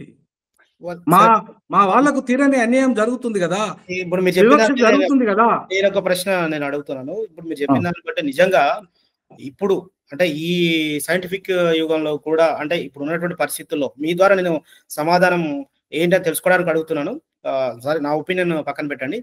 ఇప్పటికి కూడా అలాంటి దళిత వర్గాలకు అలాంటి సిచ్యువేషన్స్, ఇల్లివన్ సిచ్యువేషన్స్, దగ్గర రాని సిచ్యువేషన్స్, అన్టచబిలిటీ లాంటివి ఇంకా జరుగుతున్నాయని అనుకోవచ్చా? అట్లాంటి 100% నా అనుభవంలోనే చెప్తున్నా. ఉస్మానియా విశ్వవిద్యాలయం 28 ప్రొఫెసర్గా పనిచేసిన ఒక జీబీ రెడ్డి అన్నట్టు ఆయన 4 సార్లు లా సైడ్ కింద రాయండు మా డిపార్ట్మెంట్లో. నేను ఒక డీన్ పోస్టులో ఉండి నాకు లా సైడ్ కింద అవకాశం ఇవ్వలే. నాకంటే ముందు ఒక ఎస్టీ లంబాడి ప్రొఫెసర్ అయ్యాడు, ఆయన డీన్ అయ్యాడు, ఆయనకు అవకాశం ఇవ్వలే. ఒక లా సైడ్ కింద ఒక 1 ఇయర్ ఇస్తారు, లేదంటే మంచిగా చేస్తే 2వ సంవత్సరం ఇస్తారు. ఆయన 4 సంవత్సరాలు ఇయ్యారు. ఎందుకు ఇచ్చారు ఆయనకు అని నేను క్వశ్చన్ చేసిన. Higher education council chairman, vice ఛాన్సలర్ని. వాళ్ళ దగ్గర సరైన సమాధానం లేదు. రెండవది, ఇవాళ నేను కోర్టుకు పోయినా, ఆ కోర్టులో మేనేజ్ చేసేసి దానికి బెంచ్ మీదకి రానియకుండా అట్లా చేసిండ్రు. సరే, ఇది అవకాశాల సంబంధంలో మీరు అన్నట్టు అవకాశాలు అందిపుచ్చుకోవడంలో జరుగుతుంది. బయట అవకాశాలలో జరుగుతుంది, బయట జరుగుతుంది. నేనేమంటే అక్కడి దాకా ఎందుకంటే సాక్షాత్తు రాష్ట్రపతి రామ్నాథ్ కోవింద్ గుళ్ళోకి రానియలేదు, మెయిన్ గర్భగుడిలోకి రానియలేదు. రాష్ట్రపతి హోదాలో ఉన్నాక కూడా, రాష్ట్రపతి హోదాలో ఉన్నాక రానియలేదు. ఆయన మెట్ల కాడ కూర్చొని ఇది మొత్తం నేను ఏం చెప్తుంది కాదు, మీడియాలో వచ్చింది అంతా కథనం అంతా. ఏ స్పిరిచువల్గా చెప్తున్నారు, అలాంటిది ఏం జరగట్లేదు, అలాంటిది లేని పరిస్థితి ఉంది. ఇది మరి ఉంటే నేను ఇంకోటి అడుగుతున్నా. ఇవాళ ద్రౌపది ముర్ము గారు, ఆమె ప్రెసిడెంట్ ఆఫ్ ఇండియా మేడం గారు, పార్లమెంట్ భవనం, కొత్త భవనము ఓపెన్ అయింది. అది ఎవరు చేయాలి? ఒక రాష్ట్రపతి చేయాలి. రాష్ట్రపతి head of the institution in the Rajya Sabha and Lok Sabha. మరి ఇంత head of the institution, head of the constitution, head of the defence, అన్నిటికీ హెడ్ ఎవరు? రాష్ట్రపతి, యాజ్ పర్ కాన్స్టిట్యూషన్. ఇదే కాన్స్టిట్యూషన్ ఆఫ్ ఇండియా ప్రకారంగా. మరి ఆమెకు అర్హత లేదా? రాష్ట్ర పార్లమెంట్ భవనాన్ని ఓపెన్ చేయడానికి అర్హత లేదా ఆమెకు? ఎందుకు చెప్పలేదండి? కనీసం రామ మందిరంలో శంకుస్థాపన చేయడానికి కానీ, లేదంటే రాయడానికి కానీ ఆమెకు అర్హత లేదా ఒక రాష్ట్రపతి హోదాలో? లేదండి. కుల వ్యవస్థలో, వర్ణ వ్యవస్థలో లేదు. ఎందుకంటే మీరు అంటరాని వాళ్ళు. రాముడు మైలపడతాడు అక్కడ, ఆయన పోతే పార్లమెంట్ మైలపడుతుంది. ఇక్కడ ఈ వినోద్ కుమార్ అనేవాడు ఒక రెడ్డి ఇంట్లో పోతే మొత్తం బంగ్లే మైలపడుతుందండి. అంటే అంత స్పష్టంగా మనకు కనబడుతుందంటారా మన దేశం? 100% చెప్తున్నారు సార్. ఛాలెంజ్ ఇది పోలీసు మన ఏసీపీ జగన్ గారు ఉన్నారని కేసు పెట్టినా అడగండి అక్కడ. మీ Okay. ఏబీపీ టీవీ ఛానల్ నేను పెట్టినా లేదా అడగండి. Okay. ఇట్లాంటి వాస్తవాలను ఒప్పుకోవాలంటున్నాను నేను కృష్ణన్న. స్పిరిచువల్ లీడర్స్ కృష్ణనే కాదు, మొత్తం దళిత సమాజంలో నాయకులంతా ఒప్పుకోవాలి. ఇవాళ అన్యాయం జరుగుతుందా లేదా, వివక్షత జరుగుతుందా లేదా, దీన్ని పరిష్కరించాలనా వద్దా? మరి పరిష్కారం జరగకుండా, కులం నిర్మూలన జరగకుండా అంటరానితనం ఎట్లా పోతుంది రాజ్యాంగంలో? ఆర్టికల్ 17 ప్రకారంగా ఓన్లీ అంటరానితన నిర్మూలన మాత్రమే రాజ్యాంగంలో ఉంది. కులం నిర్మూలన జరగకుండా అంటరానితన నిర్మూలన జరుగుతుందా? జస్టిస్ గవాయ్ గారికి సూటి ప్రశ్న నాది. నేను సుప్రీంకోర్టు జడ్జి గారిని అడుగుతున్నా, మీ ఏబీ మీడియా ద్వారా, అయ్యా మీరు మా ప్రతినిధిగా, మా దళితుల ప్రతినిధిగా మీరు అక్కడ ఉన్నారు. మీరు జడ్జిమెంట్స్ ఇచ్చేటప్పుడు ఒక క్రిమిలేయర్ అనేది ఈ దళితులకు వర్తించదన్న విషయం జస్టిస్ గవాయ్ గారికి తెలియదా? ఆ తీర్పులో ఒకటి చెప్పండి. తీర్పుని మీరు విభేదిస్తున్నారు కదా? విభేదే కాదు, నేను విభేదం నేను చదివి వినిపిస్తా. మీరు ఏబీపీకి లైన్లో ఉండండి, నేను చదివి వినిపిస్తాను మీకు. అందరికి ఒక చదవడం కుదరదు. నేను కేవలము ఇది మొత్తం 566 పేజీల జడ్జిమెంట్.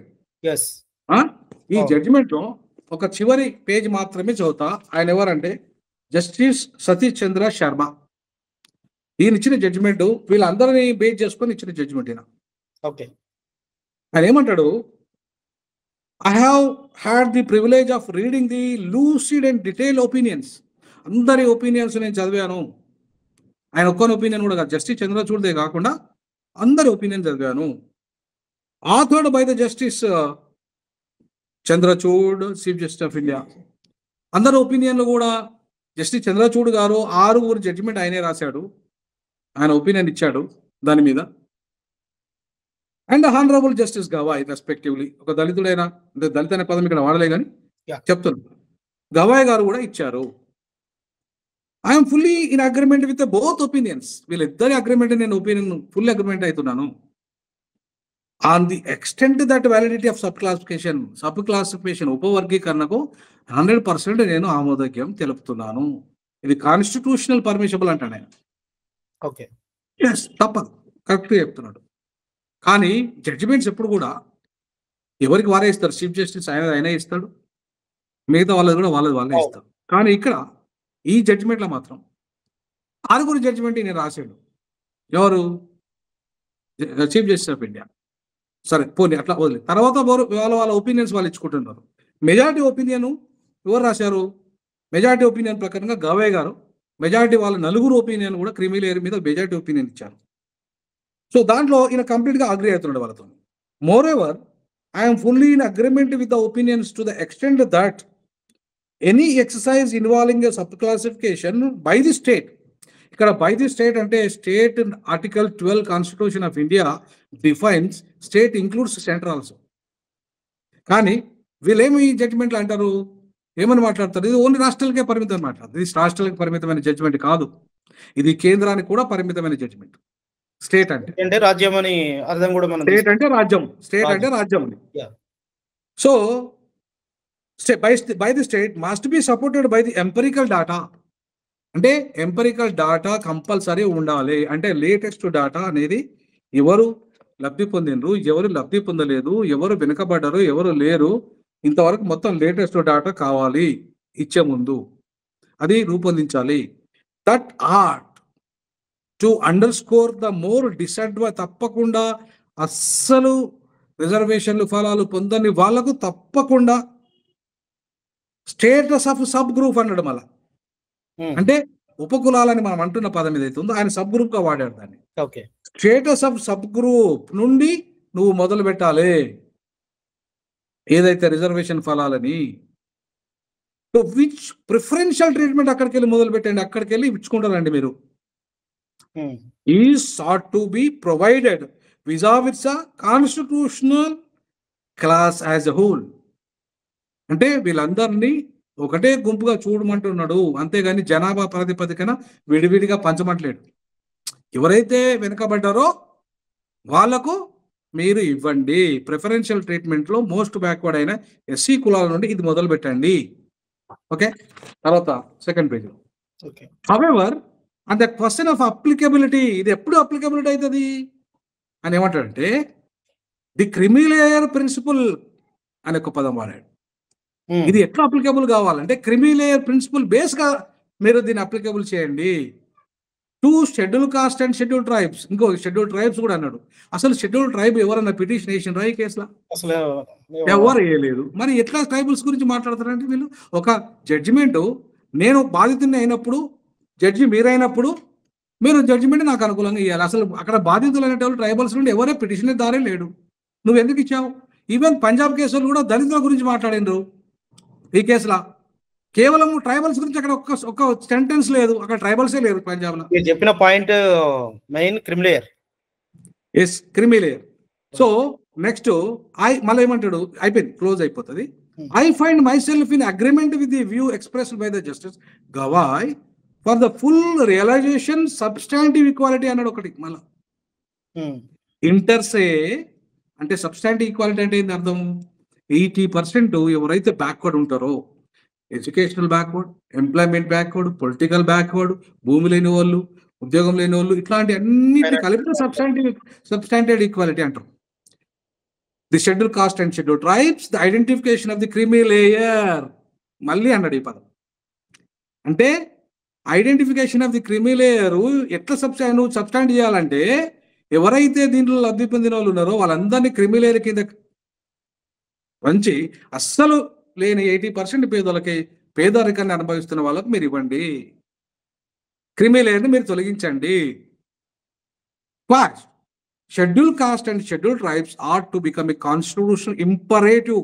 ఇక్కడ కరెక్ట్ పదం వాడాడు, constitutional imperative for the state. అంటే మ్యాండేటరీగా స్టేట్ అది ఇంపరేటివ్గా అమలు చేయాలి. ఒకవేళ అట్లాంటి చేయకపోతే మళ్ళీ మీరు జ్యుడిషియల్ రివ్యూ కింద మా దగ్గర రమ్మన్నాడు. ఎవరు? చీఫ్ జస్టిస్ జడ్జిమెంట్లా ఏమన్నాడు? ఒకవేళ ఇవి పాటించకపోతే ఎవరికైనా ఈ రకంగా అన్యాయం జరిగితే మళ్ళీ మా దగ్గరికి రండి, మళ్ళీ సుప్రీంకోర్టు తలుపు తట్టండి. మరి ఇవన్నీ కావాలంటే క్రిమి లేయర్ అనేది భారత రాజ్యాంగ నిర్మాణ సభ ఒప్పుకోలేదు. ఎందుకు? కోటీశ్వరుడైనా 100 కోట్లు ఉన్న 1,00,000 కోట్లు ఉన్న అంటరానోడే. నువ్వు అధ్యక్షుడైనా, దేశాధ్యక్షుడైనా అంటరానోడే. ఒకటి చెప్పండి వినోద్ గారు, మీరు చెప్పండి. ఇప్పుడు ఈ తీర్పు రాజ్యాంగ విరుద్ధం అనాలా? మీరు చెప్పిన దాన్ని బట్టి రాజ్యాంగ స్ఫూర్తికి విరుద్ధంగా ఉందనాలా? రాజ్యాంగ నిర్మాతల స్ఫూర్తికి విరుద్ధం అంటున్నా. కానీ రాజ్యాంగ నిర్మాతల కంటే జడ్జిలు గొప్పలు కాదు కదా. రాజ్యాంగ నిర్మాతల కంటే జడ్జిలు గొప్పలు కాదు కదా. ఇప్పుడు దీని మీద మళ్ళీ క్రిమిలేయర్ అనే దాని మీద ఎవరైనా పిటిషన్ చట్టములో కనుక తెస్తే, ఎవరు రేవంత్ రెడ్డి గాని, చంద్రబాబు గాని చట్టములో క్రిమిలేయర్ అనే అంశాన్ని కనుక పొందుపరిస్తే ఖచ్చితంగా సుప్రీంకోర్టు తలుపు తట్టాల్సిందే. కాదు, మేము తడతాం. ఎవరు? మేమంటే నేను కాదు, నేను మాదిగా కాబట్టి నేను వర్గీకరణ ఫేవరెట్. మాలలు ఎవరైతే ఉన్నారో, క్రిమిలేయర్ ను వ్యతిరేకిస్తున్న మాలలు ఎవరైతే ఉన్నారో వాళ్ళు ఖచ్చితంగా సుప్రీంకోర్టు పోతారు. మీరు క్రిమిలేయర్ పెడితే, క్రిమిలేయర్ పెట్టకపోతే నువ్వు క్రిమిలేయర్ ఎందుకు పెట్టలేదని చెప్పేసి మేము జడ్జిమెంట్లు ఇచ్చినాక నువ్వు ఎందుకు చేయలేదని చెప్పేసి రేపు ఇంకా ఎవరన్నా పోతారు కోర్టుకు. అంటే కోర్టు క్రిమిలేయర్ అమలు చేయడానికి ఒక డోర్ ఓపెన్ చేసింది ఈ కేసు ద్వారా అనొచ్చా? ఎస్, 100% అంటున్నా. 100% అంటున్నా. ఇంకొక పెద్ద ప్రమాదం ఏం చేస్తుంది అంటే, జస్టిస్ చంద్రచూడ్ జడ్జిమెంట్ కనుక మీరు చూస్తే, ఆయన చాలా లెంతీగా ఇచ్చాడు జడ్జిమెంట్. ఆయన ఆ జడ్జిమెంట్ కనుక మీరు చూస్తే ఆయన ఎన్ని పేజీల జడ్జిమెంట్ ఇచ్చాడంటే, ఆయన చంద్రచూడ్ గారు ఇచ్చిన జడ్జిమెంట్ 142 పేజీల జడ్జిమెంట్ ఇచ్చాడు. ఈ 142 పేజీల జడ్జిమెంట్ ఆయన షెడ్యూల్ క్లాస్ అని వాడాడు. అసలు షెడ్యూల్ అనేది క్లాస్ కిందకి రానే రాదు, తరగతి కింద రాదు. క్యాస్ట్ మాత్రం, కులాలు మేము ఎప్పుడు కూడా తరగతి కింద రాము అంటిల్ అన్లెస్ మా కులం రద్దు అయితే తప్ప. కుల వ్యవస్థ రద్దు అయితే మేము పేదలుగా ఒక తరగతి, ధనికులుగా ఒక తరగతిలో ఉంటాం. కానీ మేము కులాలుగా వేరని చెప్పి మీరే చెప్పారు కదన్నా. మీరే కులాలుగా వేరని చెప్పారు. యు ఆర్ నాట్ హోమోజీనియస్ అన్నారు. దళితులు హోమోజీనియస్ కాదు, కులాల వారిగా వేరు అన్నారు. అట్లాగే ధనవంతులు వేరు, పేదలు వేరు అన్నారు. మీరే చెప్పారు హోమోజీనియస్ కాదని. ఈ జడ్జిమెంట్ లో ఉంది స్పష్టంగా. తప్పంటారా? అది తప్పంటానా? తప్పు అంటున్నా. ఎందుకు తప్పు అంటున్నానంటే, మేము కులాల పరంగా మాత్రమే హోమోజీనియస్ కాదు, కానీ అన్టచబుల్స్ గా హోమోజీనియస్. మేము అంటరాని వాళ్ళుగా మేము హోమోజీనియస్. మీరు అంటరాని తనాన్ని తొలగించి మేము హోమోజీనియస్ కాదు అంటే ఇప్పుడు ఒప్పుకుంటాం. వాళ్ళు చెప్పింది తప్పైతే మందకృష్ణమాది గారు కూడా ఈ మధ్య మాట్లాడుతూ, మా కులాల మధ్య కూడా అంతరాలు ఉన్నాయి, కంచానికి మంచానికి మా కులాలు కూడా కలిసి రావు, ఎవరి కులాలు వాళ్ళవే, మా మధ్యలో కూడా ఇది ఉంది కాబట్టి ఇది తప్పు కాదు, మా మధ్యలో కూడా ఈ డిస్క్రిమినేషన్ ఉంది అని చెప్పి ఆయన మాట్లాడుతున్నారు. 100-200% దాన్ని అందరం అంగీకరిస్తాం. కులం పునాదుల మీద ఒక నీతిని గాని ఒక జాతిని గాని నిర్మించలేమని 100 సంవత్సరం ముందే అంబేద్కర్ చెప్పిండు. 100 సంవత్సరం ముందే అంబేద్కర్ ఏమన్నాడు? కులం అనేది ఒక దడి లాంటిది, గిరిగీసుకొని ఉంటుంది. ఆ దడికి గిరికి మధ్యలో పొత్తం కంచం పొత్తు మంచం పొత్తు లేదు, అది దళితుల మధ్యలో కూడా ఉందని చెప్పిండు. ఇలా కొత్తగా మా కృష్ణ చెప్పింది ఏం లేదు. ఇలా అంటే ఇప్పుడు మరి అదే స్ఫూర్తి కనబడుతుంది వాళ్ళు ఇచ్చినటువంటి తీర్పులో. 100% అండి. కులం వేరు, అన్టచబిలిటీ వేరు. మీరు 1931 సెన్సెస్ తీయండి. ఇవాళ ఈ సుప్రీంకోర్టు జడ్జిమెంట్లో ఇందిరాశాని కేసు దేని మీద ఆధారపడి బీసీలకు 27% రిజర్వేషన్ ఇచ్చారు? 1931 సెన్సెస్. ఓకే, ప్రభుత్వము, కాంగ్రెస్ ప్రభుత్వము సెన్సెస్ చేయలేదు. ఎప్పుడు 52 నుండి అది పార్లమెంట్ వచ్చినప్పటికి కూడా, ఎన్నికలు జరిగినప్పటికి కూడా 92 వరకు కూడా సెన్సెస్ లేదు. దుర్మార్గంగా బీసీలను అణిచివేసిన చరిత్ర కాంగ్రెస్ పార్టీది. ఇవాళ ఎప్పుడు 1931 సెన్సెస్ లో అన్టచబుల్స్ 13 రకాల అంటరానితనాన్ని అనుభవిస్తున్న వాళ్ళు ఒక గ్రూప్ గా చేశారు. ఎవరు? బ్రిటిష్ వాళ్ళు చేసినారు, అంబేద్కర్ చేయలేదని. మీరు ఇప్పుడు ఈ దేశంలో ఈ అంటరానితనాన్ని ఈ బ్రాహ్మణుల నుండి, ఈ వైశ్యుల నుండి, ఈ క్షత్రియుల నుండి, ఈ చివరికి శూద్రుల నుండి కూడా ఈ అంటరాని కులాలు అనుభవిస్తున్న అంటరానితనాన్ని ఆధారంగా చేసుకుని దేశంలో 1130 కులాలని ఒక షెడ్యూల్లో చేర్చి వీళ్ళని విభజించాలంటే కూడా చాలా పెద్ద ప్రొసీజర్ పెట్టి, ఎందుకంటే ఏ రాష్ట్రంలో ఆ రాష్ట్రంలో ఎక్స్ప్లాయిట్ చేస్తారు. ఇట్లా మాలలను వేరు, మాదిగోళ్ళు వేరు, ఇట్లా మొత్తంగా ఆయా రాష్ట్రాలలో వీళ్ళు పాపం బలహీనులు కాబట్టి వీళ్ళని ఎక్స్ప్లాయిట్ చేస్తారు. వీళ్ళను ఎప్పుడైనా విభజించాలంటే పెద్ద ప్రొసీజర్, లెంతీ ప్రొసీజర్ పెట్టి బ్రిటిష్ వాళ్ళు తర్వాత రాజ్యాంగ నిర్మాణ సభ ద్వారా అంబేద్కర్ దాన్ని ఆమోదించాడు. మరి అన్టచబిలిటీ ఆధారంగా వచ్చినాయా రిజర్వేషన్లు మాకు, లేకపోతే కులాల ఆధారంగా వచ్చినాయా? మాకు కులాల్లో ఉన్న అంటరానితనం ఆధారంగా వచ్చినాయి, కేవలం దళితులనే రాలే. మీరు మందకృష్ణన్న కానీ సుప్రీంకోర్టు జడ్జిమెంట్ ప్రకారంగా కానీ కులాల ఆధారంగా ఒకవేళ మాకు రిజర్వేషన్లు వచ్చి ఉంటే, మీరు మతం మారిన క్రైస్తవులకు, దళితులకు వాళ్ళు కులం మారతలేదుగా, మరి వాళ్ళకి ఎందుకు రిజర్వేషన్ రద్దు చేశారు మీరు? అంటే క్రైస్తవులు మతంలో కులాల ప్రస్తావన లేదంటారు కదా.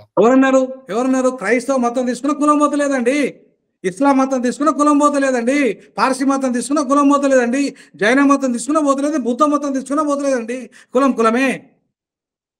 మీరు కులం ఉన్నప్పుడు హిందూ, ఇప్పుడు దీని మీద చర్చ చాలా జరిగింది, మీకు కూడా తెలుసు. హిందూ మతంలో కులాలు ఉన్నాయి తప్ప ఈ క్రైస్తవ ముస్లిం మతాల్లో కులాలు అనేవి లేవు కాబట్టి అది ఎట్లా అప్లికబుల్ చేస్తారు? అది తప్పండి. కులాలు లేవనడం తప్పు. నేను చిన్నప్పుడు రెడ్డిపాలెం అనే గ్రామంలో మా అమ్మమ్మల ఊర్లో మాదిగలు మాలలు ఒక దగ్గర, ఒక చర్చిలో, కేథలిక్ చర్చిలో వాళ్ళు ఒక దగ్గర కూర్చోవాలి, బీసీలు ఒక సైడ్ కూర్చోవాలి, ఓసీలు ఒక సైడ్ కూర్చోవాలి. అది చిన్నప్పటి నుండి ఉంది. చివరికి అది ఏమైంది అంటే సపరేట్గా దళితులకు ఒక కేథలిక్ యేసుక్రీస్తు సపరేట్గా పెట్టుకునేటట్టుగా ఈవెన్ రెడ్డిపాలెం అనే ఆ గ్రామాన్ని వీళ్ళు అంబేద్కర్ నగర్గా విభజన చేసుకున్నారు దళితులు. ఎందుకు? అంత వివక్షత అక్కడ అనుభవించారు కాబట్టి. కానీ ఎందుకు ఆ వివక్షత అంత అనుభవించారు కాబట్టి వాళ్ళు సపరేట్గా అయినరు. ఎందుకు అయినరు? మరి అలా కులం లేకపోతే సపరేట్గా ఎందుకు కూర్చునే పెట్టిండ్రు? అలా ఒక చర్చిలో కులం లేదనుకుంటే, క్రైస్తవ మతంలో కులం లేదనుకుంటే, అంటరాని కులాలు ఒక సైడు, బీసీలు ఒక సైడు, ఓసీలు ఒక సైడు ఎట్లా కూర్చుని పెడతారు? ఒక్క సంఘటన తోటి మీరు ఒక్క సంఘటన కాదండి. నువ్వు ఒక్కసారి భారతదేశంలో నేషనల్ ఎస్సీ/ఎస్టీ కమిషన్ రిపోర్టు, తర్వాత మానవ హక్కుల commission report, ST commission report, ప్రతి సంవత్సరం ఒక రిపోర్ట్ ఇస్తే పార్లమెంట్కు, చదవండి మీరు. ప్రతి commission, even justice Mishra commission, justice Sachar committee report, ఇవన్నిట్లలో కూడా మతపరంగా మతం మారినంత మాత్రాన వాళ్ళకు కుల వివక్షత ఉందని రిపోర్ట్స్ ఇచ్చాయి. మరి ఇప్పుడు అంటే మీరు దళిత క్రైస్తవులకు కూడా ఈ రిజర్వేషన్ ఇవ్వాల్సిన వర్తించాలి, న్యూట్రల్ ఉండాలి. మతాన్ని న్యూట్రల్ చేస్తూ వర్గీకరణ చట్టంలో దళిత క్రైస్తవులకు ఖచ్చితంగా రిజర్వేషన్ ఉండాలి. మరి ఇది ఎవరి ప్రోద్బలంతో, అంటే ఎవరి కారణంగా ఇప్పుడు వాళ్ళు నష్టపోతున్నట్టు చెప్పుకోవచ్చు మనం? దీని వెనక ఏం జరుగుతుంది? ఎవరెనక ఇప్పుడు మీరు చెప్తున్నటువంటి దళిత క్రైస్తవులను రిజర్వేషన్ నుంచి తీసేసి వాళ్ళకు బీసీసీ అనేది ఇస్తున్నట్టు మనం అయితే చూస్తున్నాము. అది ఎందుకు?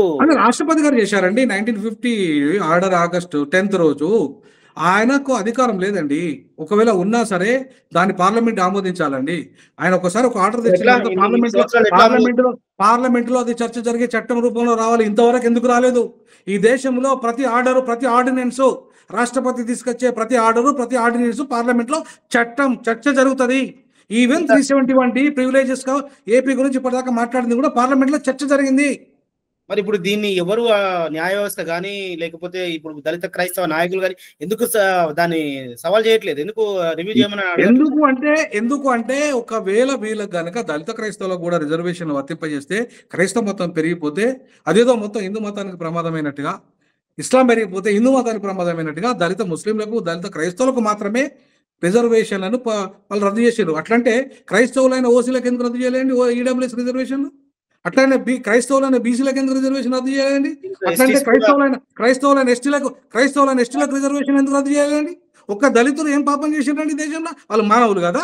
వాళ్ళు పౌరులు కాదా? ఈ దేశంలో ఓట్లు వేయట్లేదా వాళ్ళకు మాత్రమే ఎందుకండి శిక్ష? మరి సుప్రీంకోర్టు లాంటి వ్యవస్థలు ఎందుకు దీన్ని బ్రాహ్మణ మైండ్ సెట్ ఉందండి, రాజ్యాంగ మైండ్ సెట్ లేదు. 60% ఇప్పటికి కూడా బ్రాహ్మణులే, అగ్రవర్ణాలే ఇవాళ ఆధిపత్యం సుప్రీంకోర్టులో చేస్తున్నారు. దాంట్లో రిజర్వేషన్లు రానియకుండా అడ్డం పడుతున్నది వాళ్ళే. హయ్యర్ జ్యుడిషియల్లో రిజర్వేషన్లు రాకుండా తన ఇష్టరాజ్యంగా తీర్పులు ఇస్తున్నది వాళ్ళే. కాబట్టి ఈ దేశంలో రాజ్యాంగము సర్వనాశనమై కూర్చున్నది. రాజ్యాంగ విలువలు, రాజ్యాంగం యొక్క హక్కులు కాలరాయబడుతున్నాయి ఈ దేశంలో. కాబట్టే ఇప్పటికీ ముందు వర్గీకరణ జరగాల్సింది, రిజర్వేషన్ అమలు జరగాల్సింది న్యాయ వ్యవస్థ నుండి. న్యాయ వ్యవస్థ ఎందుకు రిజర్వేషన్ అడ్డుకుంటున్నదండి? మీరు న్యాయం తీర్పు చెప్పే న్యాయమూర్తులే అన్యాయంగా వ్యవహరిస్తే ఈ దేశంలో న్యాయం దళితులకు ఎక్కడ జరుగుతుందండి? కాబట్టే ఇవాళ మేము మాలాంటి చదువుకున్న వాళ్ళంగా ఈ రాజ్యాంగాన్ని 20 ఏళ్ళు బోధించిన వానిగా అనేక సుప్రీంకోర్టు జడ్జిమెంట్లను, హైకోర్టు జడ్జిమెంట్లను చదివి విద్యార్థులకు బోధించిన వ్యక్తిగా నేను ఇవాళ ఈ రకమైన ప్రశ్నలు వేస్తున్నా. అయితే తప్పైతుందా? సరే, ప్రస్తుతం ఇదే రిజర్వేషన్ వర్గీకరణ విషయంలో ఇప్పుడు ఈ తీర్పు ద్వారా 2 అంశాలు ఏంటంటే క్రిమిలేయర్ పాటించాల్సిన అవసరం ఏర్పడుతుందని మీరు చెప్తున్నారు, రైట్? రెండోది రిజర్వేషన్ ఏదైతే ఉందో ఆ ఫలాలు ఇప్పుడు ఇటు ఆంధ్రాలో మాలలకు, ఇక్కడ మాదిగలకు తగ్గిపోయే అవకాశం ఉందనేది కూడా చంద్రబాబు హయాంలో, పాత చంద్రబాబు చట్ట ప్రకారంగా వస్తే అదే ప్రిన్సిపల్ ప్రకారంగా 1% ఆ రకం ఉమ్మడి ఆంధ్రప్రదేశ్ ప్రిన్సిపల్ ఇప్పుడు వర్తించదు. ఆంధ్రప్రదేశ్ జనాభా వేరు, ఇప్పుడు తెలంగాణ జనాభా వేరు. కాబట్టి ఇప్పుడు రిజర్వేషన్ ఫలాలు నేను చెప్తుంది ఏంటంటే 371D అనేది అది ప్రాంతీయ వర్గీకరణకు ఒక మంచి పునాది. ఎట్లా అంటే ఇవాళ జిల్లా ఫర్ ఎగ్జాంపుల్ మేము మాదిగలము, మేము మహబూబ్నగర్లో ఎక్కువను, ఆదిలాబాద్లో తక్కువను. మహబూబ్నగర్లో ఎక్కువ ఉన్న జనాభా ప్రకారంగా మాకు ఎక్కువ ఇవ్వాలి. అక్కడ మళ్ళా మేము ఆదిలాబాద్లో తక్కువ ఉన్నాము, మరి మాకు తక్కువ ఉంటే మాకు అక్కడ ఎక్కువ ఇస్తే మాలో కానీ జరుగుతుందా? అట్లాగే అధిక సామాజిక వర్గంలో ఉండి మానవుల విషయంలో మాట్లాడుతున్నారు. మరి ఎట్లా? ఎవరైనా సరే అండి, నేను దళితుని, అంబేద్కర్ వాదినండి. నేను అంబేద్కర్ వాదిని, నేను అందరి వాడిని. ఈవెన్ అగ్రకుల పేదలకు కూడా న్యాయం జరగాలంట. ఈవెన్ బీసీలో ఉన్న బీసీ ముఖ్యమంత్రి కోసం రాజీనామా 7 ఏళ్ళ నేను నా ఉద్యోగాన్ని రాజీనామా చేసిన. బీసీ ముఖ్యమంత్రి కోసం నా 3 లక్షల ఉద్యోగాన్ని, పదవిని, డీన్ పదవిని, నా యొక్క 3 లక్షల ఉద్యోగాన్ని రాజీనామా చేసిన. మరి బీసీలు నేను బీసీనా? నేను అంబేద్కర్ నేను అందరి వాడిని. కాబట్టి నేను అందరి గురించి మాట్లాడతా. ఇప్పుడు మీరు చెప్తున్న దాన్ని బట్టి చూస్తే మరి ఇప్పుడు మీరు ఎక్కడ మందకృష్ణ గారితో మీరు విభేదిస్తున్నారు? ఈ క్రిమిలేయర్ అనే ఒక విషయాన్ని ఆయన అంగీకరించినందుక, లేదంటే ఇప్పుడు మీరు అనుకున్నట్టు పాత సూత్రం ప్రకారం ఏబిసిడి వర్గీకరణ పాత సూత్రం ప్రకారం జరిగితే ఇటు మాలలకు, మాదిగలకు? నేను మందకృష్ణను ఎక్కడ కూడా విమర్శించట్లేదండి. అందకృష్ణను ఒకటే అడుగుతున్నా, మాలలు స్మగ్లర్లు కాదు, దోపిడీదారులు కాదు, ఉపకులాలు కూడా దోపిడీదారులు కాదు, లేకపోతే వాళ్ళు కావాలని మాదిగల అవకాశాలను కొట్టేయలేదు. ఆంధ్రాలో పరిస్థితులు నేను చెప్పిన ఇప్పటిదాకా మీకు, వాళ్ళంతా కూడా వచ్చి ఇక్కడ మా తెలంగాణ అవకాశాలను కొట్టేసిండ్రు. మా తెలంగాణ మాలలకి అంత ఇంగ్లీష్ ఎడ్యుకేషన్ లేని కారణంగా వాళ్ళు గ్రూప్ 1 కానీ, ఐఏఎస్లు కానీ, ఐపీఎస్లు కానీ కాలేదు. చిన్న చదువులకు పరిమితమైన వాళ్ళు చిన్న ఉద్యోగాలు తీసుకున్నారు. చివరికి వాళ్ళకు వృత్తి లేని కారణంగా కొన్ని అవకాశాలు ఎక్కువ పొందిన మాట వాస్తవము. దాన్ని తప్పు వాళ్ళది కాదు, వాళ్ళు దొంగలు కాదు, వాళ్ళు దోపిడీదారులు కాదు, వాళ్ళు మనవాదులు అంతకన్నా కాదు. పాలకుడు సరి చేయాలి, మాదిగలకు న్యాయం చేయాలంటే పాలకుడు సరి చేయాలి. 2004లో సుప్రీంకోర్టు జడ్జిమెంట్ కొట్టేసిన తర్వాత 20 ఏళ్ళు ఏం చేసారు పాలకులు? ఈ సమస్యను ఎందుకు పరిష్కరించలే? ఈ సమస్య రాష్ట్ర పరిధిలోనే ఉందనే విషయం మేము రాస్తున్నాము, చెప్తున్నాము, మాట్లాడుతున్నాము, చంద్రబాబు దృష్టికి తీసుకుపోయాము. తర్వాత మిగతా ఈవెన్ నేను కేసీఆర్తో అయితే నేను ఆయన తెలంగాణ ఉద్యమ సమయంలో మాట్లాడాను. 6 గంటలు 8 గంటలు 12 గంటలు ఈ 371D ద్వారా పరిష్కారం అయితే అని చెప్పాను. ఆయనకి ఎందుకు సోయలేదు 10 ఏళ్ళు? ఎందుకు చేయలేదు ఆయన? ఇప్పుడు కాబట్టి ఈ కాబట్టి తీర్పులు నేనేమంటానంటే మా మందకృష్ణ అన్నకు ఒకటే చెప్తున్నా నేను. ఏమంటున్నానంటే అన్న, దోపిడీదారులు అగ్రవర్ణాలు, పాలకులు మాలలు కాదు, లేదా ఉప్పు కులాలు కాదు. ఇవాళ అట్లా ఆ మాట వస్తే ఇవాళ మాదిగల్ని కూడా డక్కలోళ్ళు 18 కులాలు ఉప్పు కులాలు ఉన్నాయి మాదిగలకు. వాళ్ళు కూడా అంటారు మా మాదిగోళ్ళు దోపిడీ చేసిందని. మాదిగోళ్ళు మాకు కూడా మనవాదులే అంటున్నారు. మరి దాన్ని ఒప్పుకుందామా? ఒకవేళ మాలోళ్ళకు మనం మనవాదులైన దోపిడీదారులని మనం అంటే మనల్ని కూడా వీళ్ళు అంటున్నారు మరి. మనం కూడా ఒప్పుకోవాలి కదా మరి. మనం కూడా దోపిడీదారుల మనవాదులమే కదా. నేనేమంటానంటే అసలు వీళ్ళు ఎవరు కూడా మనవాదులు దోపిడీదారులు కాదు. దోపిడీదారులు మనవాదులు అగ్రకుల పాలకులు. ఈ అగ్రకుల పాలకులు ఎవరైతే ఉన్నారో ఈ మా సంపాదన దోపిడీ చేస్తున్నారు. మా రిజర్వేషన్లను అమలు చేయట్లేదు, మా బ్యాక్లాగ్ పోస్టులు అమలు చేయట్లేదు, మాకు భూమి ఇవ్వట్లేదు, మాకు సరైన విద్య ఇవ్వట్లేదు, సరైన సౌకర్యాలు లేవు మాకు. ఇవన్నీ కూడా చేయాల్సిన దోపిడీ చేసింది ఎవరు? అగ్రవర్ణ పాలకులు. మళ్ళా లక్షల కోట్ల మా సప్లాన్ నిధులను డైవర్ట్ చేసి దోపిడీ చేసింది వాళ్ళు. వాళ్ళని అనాల్సింది పోయి మానవుల్ని టార్గెట్ చేయడం వల్ల పాలకులు అంటున్నారు. ఇవాళ ఈ సమస్యని చివరి దాకా అంటే ఇప్పుడు మీరు చెప్తున్న విభేదాలకు వచ్చిన ఒక 8 ఏళ్ల పోరాటానికి ఒక కంక్లూజన్కి తీసుకొచ్చింది బీజేపీ పార్టీ, నరేంద్ర మోడీ గారు ప్రధానమంత్రి. అలాంటి పాలకులను కూడా మరి తప్పు పట్టడం అంటే ఈ సమస్యకు ఒక రూట్ కి తెచ్చినారని అనుకోవచ్చు కదా. 100% నరేంద్ర మోడీ చీట్ చేసినట్ట. నేను నరేంద్ర మోడీ 100% ఎట్లా చీట్ చేసిందంటే ఆయన సుప్రీంకోర్టు జడ్జిమెంట్ ఇప్పుడు నేను చదివిన కదా ఇప్పటిదాకా మీకు ప్రిన్సిపల్స్. ఇది ఈ రకంగా సుప్రీంకోర్టు జడ్జిమెంట్ రావద్దు. నిజంగా బాధితులకు న్యాయం చేయాలనుకుంటే ఎట్లా రావాలంటే నేను చెప్తే వినండి. ఎట్లా రావాలంటే 2011లో ఒక క్యాస్ట్ సెన్సస్ జరిగింది, అవునా కదా? అది అప్రూవ్ చేసుకోవాల్సిన క్యాస్ట్ సెన్సస్. ఇప్పుడు రేవంత్ రెడ్డి చేసే క్యాస్ట్ సెన్సస్ అది లీగల్ గా చెల్లదు. లీగల్గా చెల్లదు. అది ఎందుకు చెల్లదు అంటే రిజర్వేషన్ల వర్గీకరణ అంశాన్ని మనం జనాభా లెక్కలు తీయాలంటే కేంద్రము వచ్చే సెన్సస్ మాత్రమే చెల్లుతుంది. సో కాబట్టి ఈ రాష్ట్రం చేసే సెన్సస్ వీళ్ళకి అధికారమే లేదు. మళ్ళా ఆ క్లాజ్ మీద కొట్టేస్తారు ఆ చట్టం. మళ్ళా కొట్టివేయబడితే మళ్ళా ఇది మొదటికి వస్తుంది వారం. అంటే దీంట్లో ప్రధానమంత్రి పాత్ర ఉందంటారా? ఆయన మాటిచ్చాడు కదా. నేనేమంటున్నానంటే ప్రధానమంత్రికి నిజంగా చిత్తశుద్ధి ఉంటే 370 రద్దు చేసినావు అద్భుతంగా. ప్రపంచ సమస్య అది కొన్ని 500 సంవత్సరాల చరిత్ర. అయోధ్య సమస్య పరిష్కరించరు అనే పార్లమెంట్లో చట్టం తెచ్చి మాకెందుకు పరిష్కరించలేదండి? కేంద్ర ప్రభుత్వాల ఉద్యోగాలలో వాటా వస్తుంది, రాష్ట్ర ప్రభుత్వ ఉద్యోగాలలో వాటా వస్తుంది, మాకు అన్ని రంగాల్లో వాటా వస్తుంది. చివరికి నువ్వు ఏబిసిడి ఈవెన్ రాజకీయాలలో కూడా చేయి. విద్యా ఉద్యోగ రంగాలే కాదు రాజకీయ రంగంలో కూడా ఏబిసిడి. నేను ఎవరైనా వద్దన్నారా? నీకు సంపూర్ణమైన మెజార్టీ లోక్సభలో ఉంది, రాజ్యసభలో ఉంది, నీకు సంపూర్ణమైన మెజార్టీ మొత్తం రాష్ట్రాలలో ఉంది. 19 రాష్ట్రాలలో నీకు అధికారం ఉంది కదా. నీకు అనుకూలమైన రాష్ట్రాలలో నీకు చంద్రబాబు నాయుడు అనుకూలమే, నీకు కూటమి రాష్ట్రాలలో అధికారాలు ఉన్నాయి కదా. నువ్వు ఈ చట్టం చేయలేవా? ఎందుకు చేయలేదు? వర్గీకరణ చట్టం 100 రోజుల్లో అధికారానికి వచ్చిన 100 రోజుల్లో చేస్తాన మేనిఫెస్టోలో పెట్టింది ఎవరు? బీజేపీ కాదా? ఎందుకు చేయలేదు? బీజేపీ చట్టం చేస్తే మేము కొట్లాడుకుంటామే. రాష్ట్ర ముఖ్యమంత్రికి ఈ రేవంత్ రెడ్డితో పని ఉంటుందా, చంద్రబాబుతో పని ఉంటుందా, దేశంలో ముఖ్యమంత్రులతో పని ఉంటుందా? అంటే ఇప్పుడు కేంద్రం చట్టం చేయకపోవడం అనేది కుట్ర అంటారా? 100% కుట్ర. కొట్లాడుకోవాలి దళితులు, దేశవ్యాప్తంగా దళితులు ఈ సమస్య మీద కొట్లాడుకోవాలి. రాజకీయ అధికారం వైపు పోవద్దు, వాళ్ళకి రాజ్యాధికారంలో వాటా రావద్దు అనే కుట్ర దీని వెనక దాగుంది. కాబట్టి రేవంత్ రెడ్డి గారు చాలా సింపుల్ గా నేను పరిష్కరించి తొలి రాష్ట్రంగా దీన్ని అమలు చేస్తా అంటున్నారు. ఎందుకు చేయలేదు అంటున్నాడు. ఆయన ఆర్డినెన్స్ చేస్తా అన్నాడు, అదే కదా. అసెంబ్లీ సాక్షి చెప్పిండు, ఆయన ఎందుకు చేయలేదు? తెమ్మని ఎందుకు చెప్పి మావాడు ఉద్యమం చేయలేదు? రాష్ట్రం మొత్తం 1,00,000 దప్పులు అక్కడ ఎందుకు కొట్టలేదు?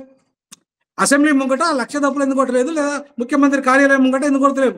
లేదా అంటే క్యాబినెట్ మినిస్టర్ల ముంగట ఎందుకు కొడతలేవు? ఆర్డినెన్స్ తేవడంలో ఎందుకు దూరమైన వెనుకబోయింది ఆయన? ఆర్డినెన్స్ ఈ జడ్జిమెంట్ చదవకుండా ఆయన మాట్లాడిండు. కాబట్టే ఆయన వెనుక పోయిండు. జడ్జిమెంట్లో ఇవన్నీ చేయాలంటే కష్టం. కాబట్టి నేనేమంటానంటే ఈ జడ్జిమెంట్తో పని లేదండి. 371D ప్రకారంగా సుప్రీంకోర్టు జడ్జిమెంట్తోనే పని లేదు. 371D ఆయన పరిధిలో ఉంది, ఎవరి ముఖ్యమంత్రి పరిధిలో ఉంది. ఆ ముఖ్యమంత్రి అయినా ఈ ముఖ్యమంత్రి అయినా మనం స్పెషల్ ప్రివిలేజెస్ ఫర్ ఆంధ్రప్రదేశ్. ఇప్పుడు తెలంగాణ ఆంధ్ర ఏర్పడ్డా కూడా అది అది ఉంది 371 ఇట్ ఈస్ లైవ్ నౌ. ఈ విభజన కూడా దాని వల్ల జరిగింది. ఏది రాష్ట్రంలో సంపద విభజన జరిగింది, ఉద్యోగుల విభజన జరిగింది, నీటి పంపకాల విభజన జరిగింది చాలా వరకు. ఇవన్నీ జరిగిన మరి మా సమస్యను ఎందుకు విభజన చేస్తలేరండి మీరు? మా ఏబిసిడి విభజన కూడా చేయండి అలానే. ఇప్పుడు ఈ తీర్పుతోటి కాదంటారా? ఇంకా సమస్య నేను ఏమంటున్నా, అవకాశం ఈ తీర్పుతో ఏమంటారు, తేనె తుట్టె పెట్టినట్టే తప్ప ఇన్ని క్లాజులు ఈ కండిషన్స్ అమలు చేయడం ఈ దేశంలో బీజేపీ రాష్ట్ర ముఖ్యమంత్రి కూడా సాధ్యం కాదు. బీజేపీ రాష్ట్ర మరి ఈ విషయము మందకృష్ణ గారు ఇన్నేళ్ళ నుంచి ఆయన ఈ విషయాల్లో ఇదే విషయం మీద ఒక్క విషయం మీద ఆయన పోరాడుతూ ఎంతో కాలం ఉన్నాడు కదా, ఆయనకి తెలియదా? ఒక విషయం చెప్తున్నా పట్టండి మీకు. అంటే నేను మందకృష్ణ నన్ను ఏదో అగౌరవపరచాలని చెప్పట్లేదు, ఒక విషయం చెప్తున్నా. నేను సుప్రీంకోర్టు జడ్జిమెంట్ వచ్చిన తర్వాత వెంటనే మందకృష్ణ ఒక ప్రెస్ మీట్ పెట్టిండు హైదరాబాద్ లో. అవును, ప్రెస్ క్లబ్ లో. అవును, మీట్ ది ప్రెస్ మీడియా వాళ్ళు పెట్టారు. మీడియా వాళ్ళు అన్నని ఇన్వైట్ చేసి మీట్ ది ప్రెస్ పెట్టింది. దాంట్లో ఏమని చెప్పిండు అన్న, బీసీలకు ఏబిసిడి అయినట్టుగానే ఎస్సీలో కూడా అవుతుంది అనుకుని నాకు తెలియకుండా నేను పోరాటం మొదలు పెట్టినాను. ఇంద్రశాని జడ్జిమెంట్ ఎప్పుడు వచ్చిందండి? 92లో వచ్చింది. నువ్వు ఉద్యమం మొదలు పెట్టింది ఎప్పుడండి? 94. అవునా కదా? అందులో స్పష్టంగా జడ్జిమెంట్లో ఎస్సీ ఎస్టీలకి ఇది వర్తించదు ఏబిసిడి అని చెప్పింది.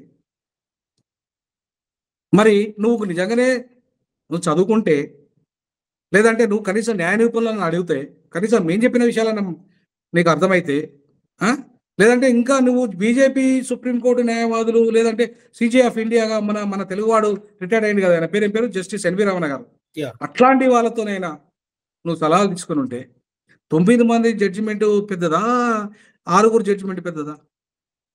9 మంది ఇచ్చిన జడ్జిమెంటే కీ రోల్. అంతే కదా. 9 మంది జడ్జిమెంట్లో ఏబిసిడి ఎస్సీ ఎస్టీలు చేయలేము, అది వర్తించదని చెప్పింది. అవునా కదా? బీసీలకు చేయొచ్చు, రాష్ట్ర పరిధిలో ఉంది వాళ్ళని చెప్పింది. క్రిమిలేయరు బీసీలకు కూడా వర్తించదని చెప్పింది. ఇదే 9 మంది జడ్జిమెంట్. ఎస్సీ ఎస్టీలకు అసలే వర్తించదని చెప్పింది. ఇదే 9 మంది జడ్జిమెంట్. మరి క్రిమిలేయర్ వర్తిస్తూ ఎట్లా చెప్తారండి జడ్జిమెంట్ వీళ్ళు? మెజారిటీ జడ్జిమెంట్ వద్దని చెప్పింది, మీరు మైనారిటీ జడ్జిమెంట్ చేసారు 6. మీరెట్లా చెప్తారండి? ఇప్పుడు మీరు ఏదైతే ఈ అంశాన్ని మీరు ఇప్పుడు లేవనెత్తిన అంశాలు, ఇందులో ఉన్నటువంటి తీర్పులో ఉన్నటువంటి అంశాలు ఈ దళిత సామాజిక వర్గాలకు, ఎస్సీ కులాలకు నష్టం చేకూరుతుందని చెప్తున్నారు కదా. ఇది నష్టమని కాదండి, ఇది చేయడం సాధ్యం కాదు. ముఖ్యమంత్రి కాదు, రైట్. రెండు, ఒకవేళ క్రిమిలేయర్ పెడితే నష్టమే అవుతుంది, సాధ్యం కాదు అనేది కూడా ఒక రెండో అంశం. నేను ఏమంటున్నానంటే, క్రిమిలేయరు పెట్టే అధికారమే రాష్ట్ర ప్రభుత్వానికి లేదు. రాజ్యాంగ నిర్మాణ సభ ఒప్పుకోలేదండి దీన్ని. రాజ్యాంగ నిర్మాణ సభ రాజ్యాంగ కర్తలు ఒప్పుకున్నప్పుడు ఒక రాష్ట్ర ముఖ్యమంత్రికి ఏం అధికారం ఉండదండి? ఈవెన్ సుప్రీంకోర్టు కూడా ఉండదు.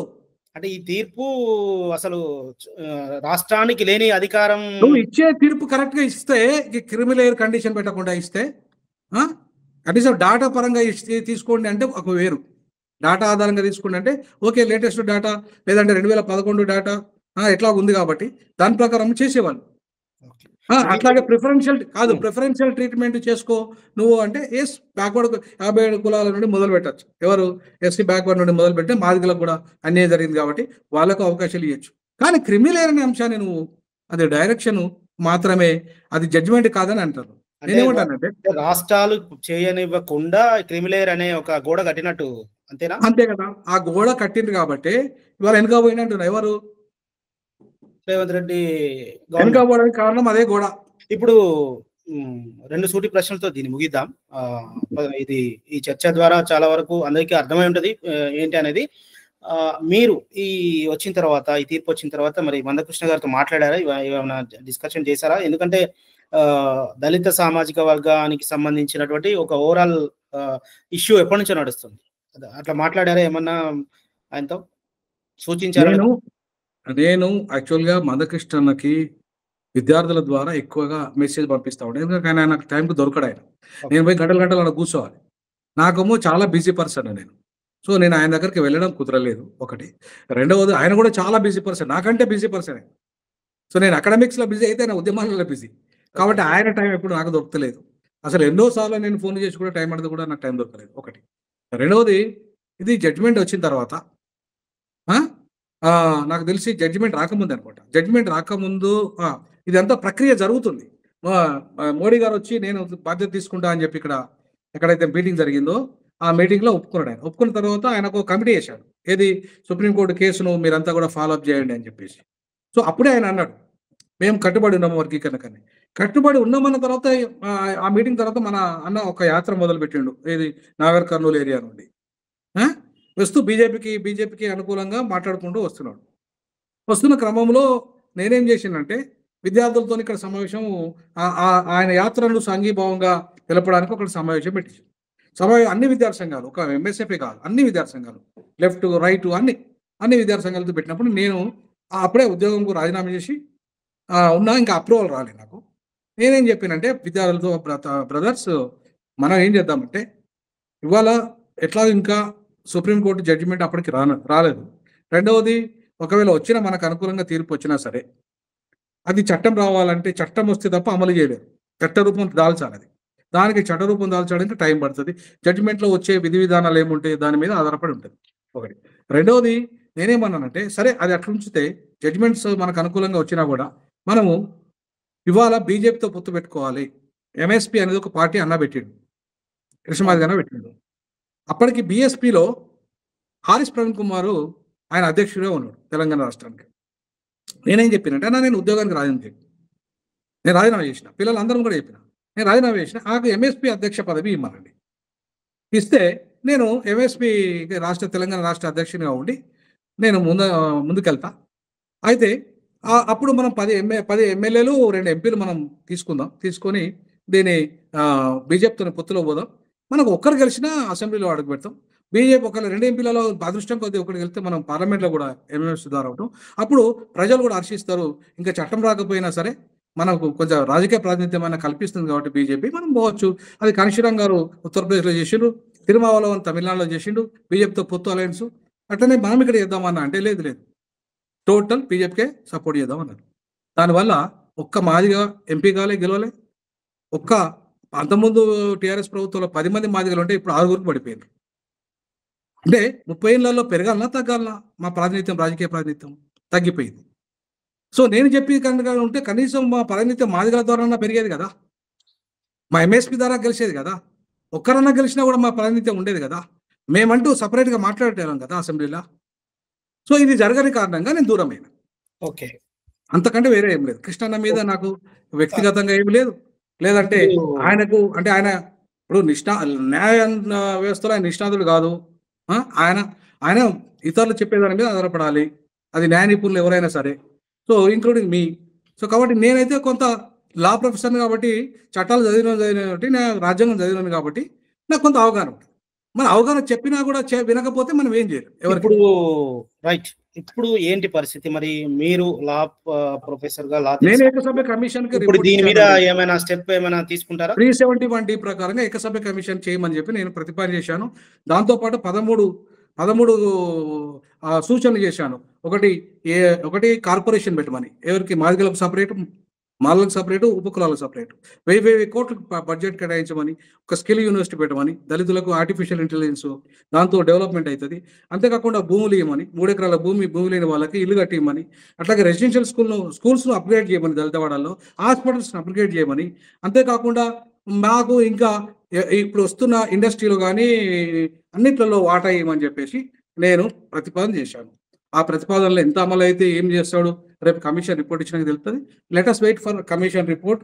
ఆ రిపోర్ట్ వచ్చిన తర్వాత ముఖ్యమంత్రి గారు ఏం చేస్తారనే దాన్ని ఫర్దర్‌గా మనం దాని మీద యాక్షన్ తీసుకోవచ్చు. నేనైతే రేవంత్ రెడ్డి గారికి ఖచ్చితంగా చట్టం చేయమని చెప్తున్నా. ఎవరికి అన్యాయం జరగని రీతిలో, దళితులందరికీ న్యాయం జరిగే రీతిలో 371D ప్రకారం చేస్తే లీగల్ ప్రాబ్లమ్ రాదు. ఏ లీగల్ ప్రాబ్లం రాదు. చేయండి అని చెప్తున్నా. ఓకే అండి. థ్యాంక్ యూ మీ అభిప్రాయాలు తెలిపినందుకు.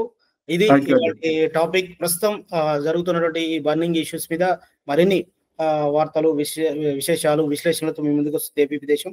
వాట్స్ ఏబీపీ దేశం. Thank you.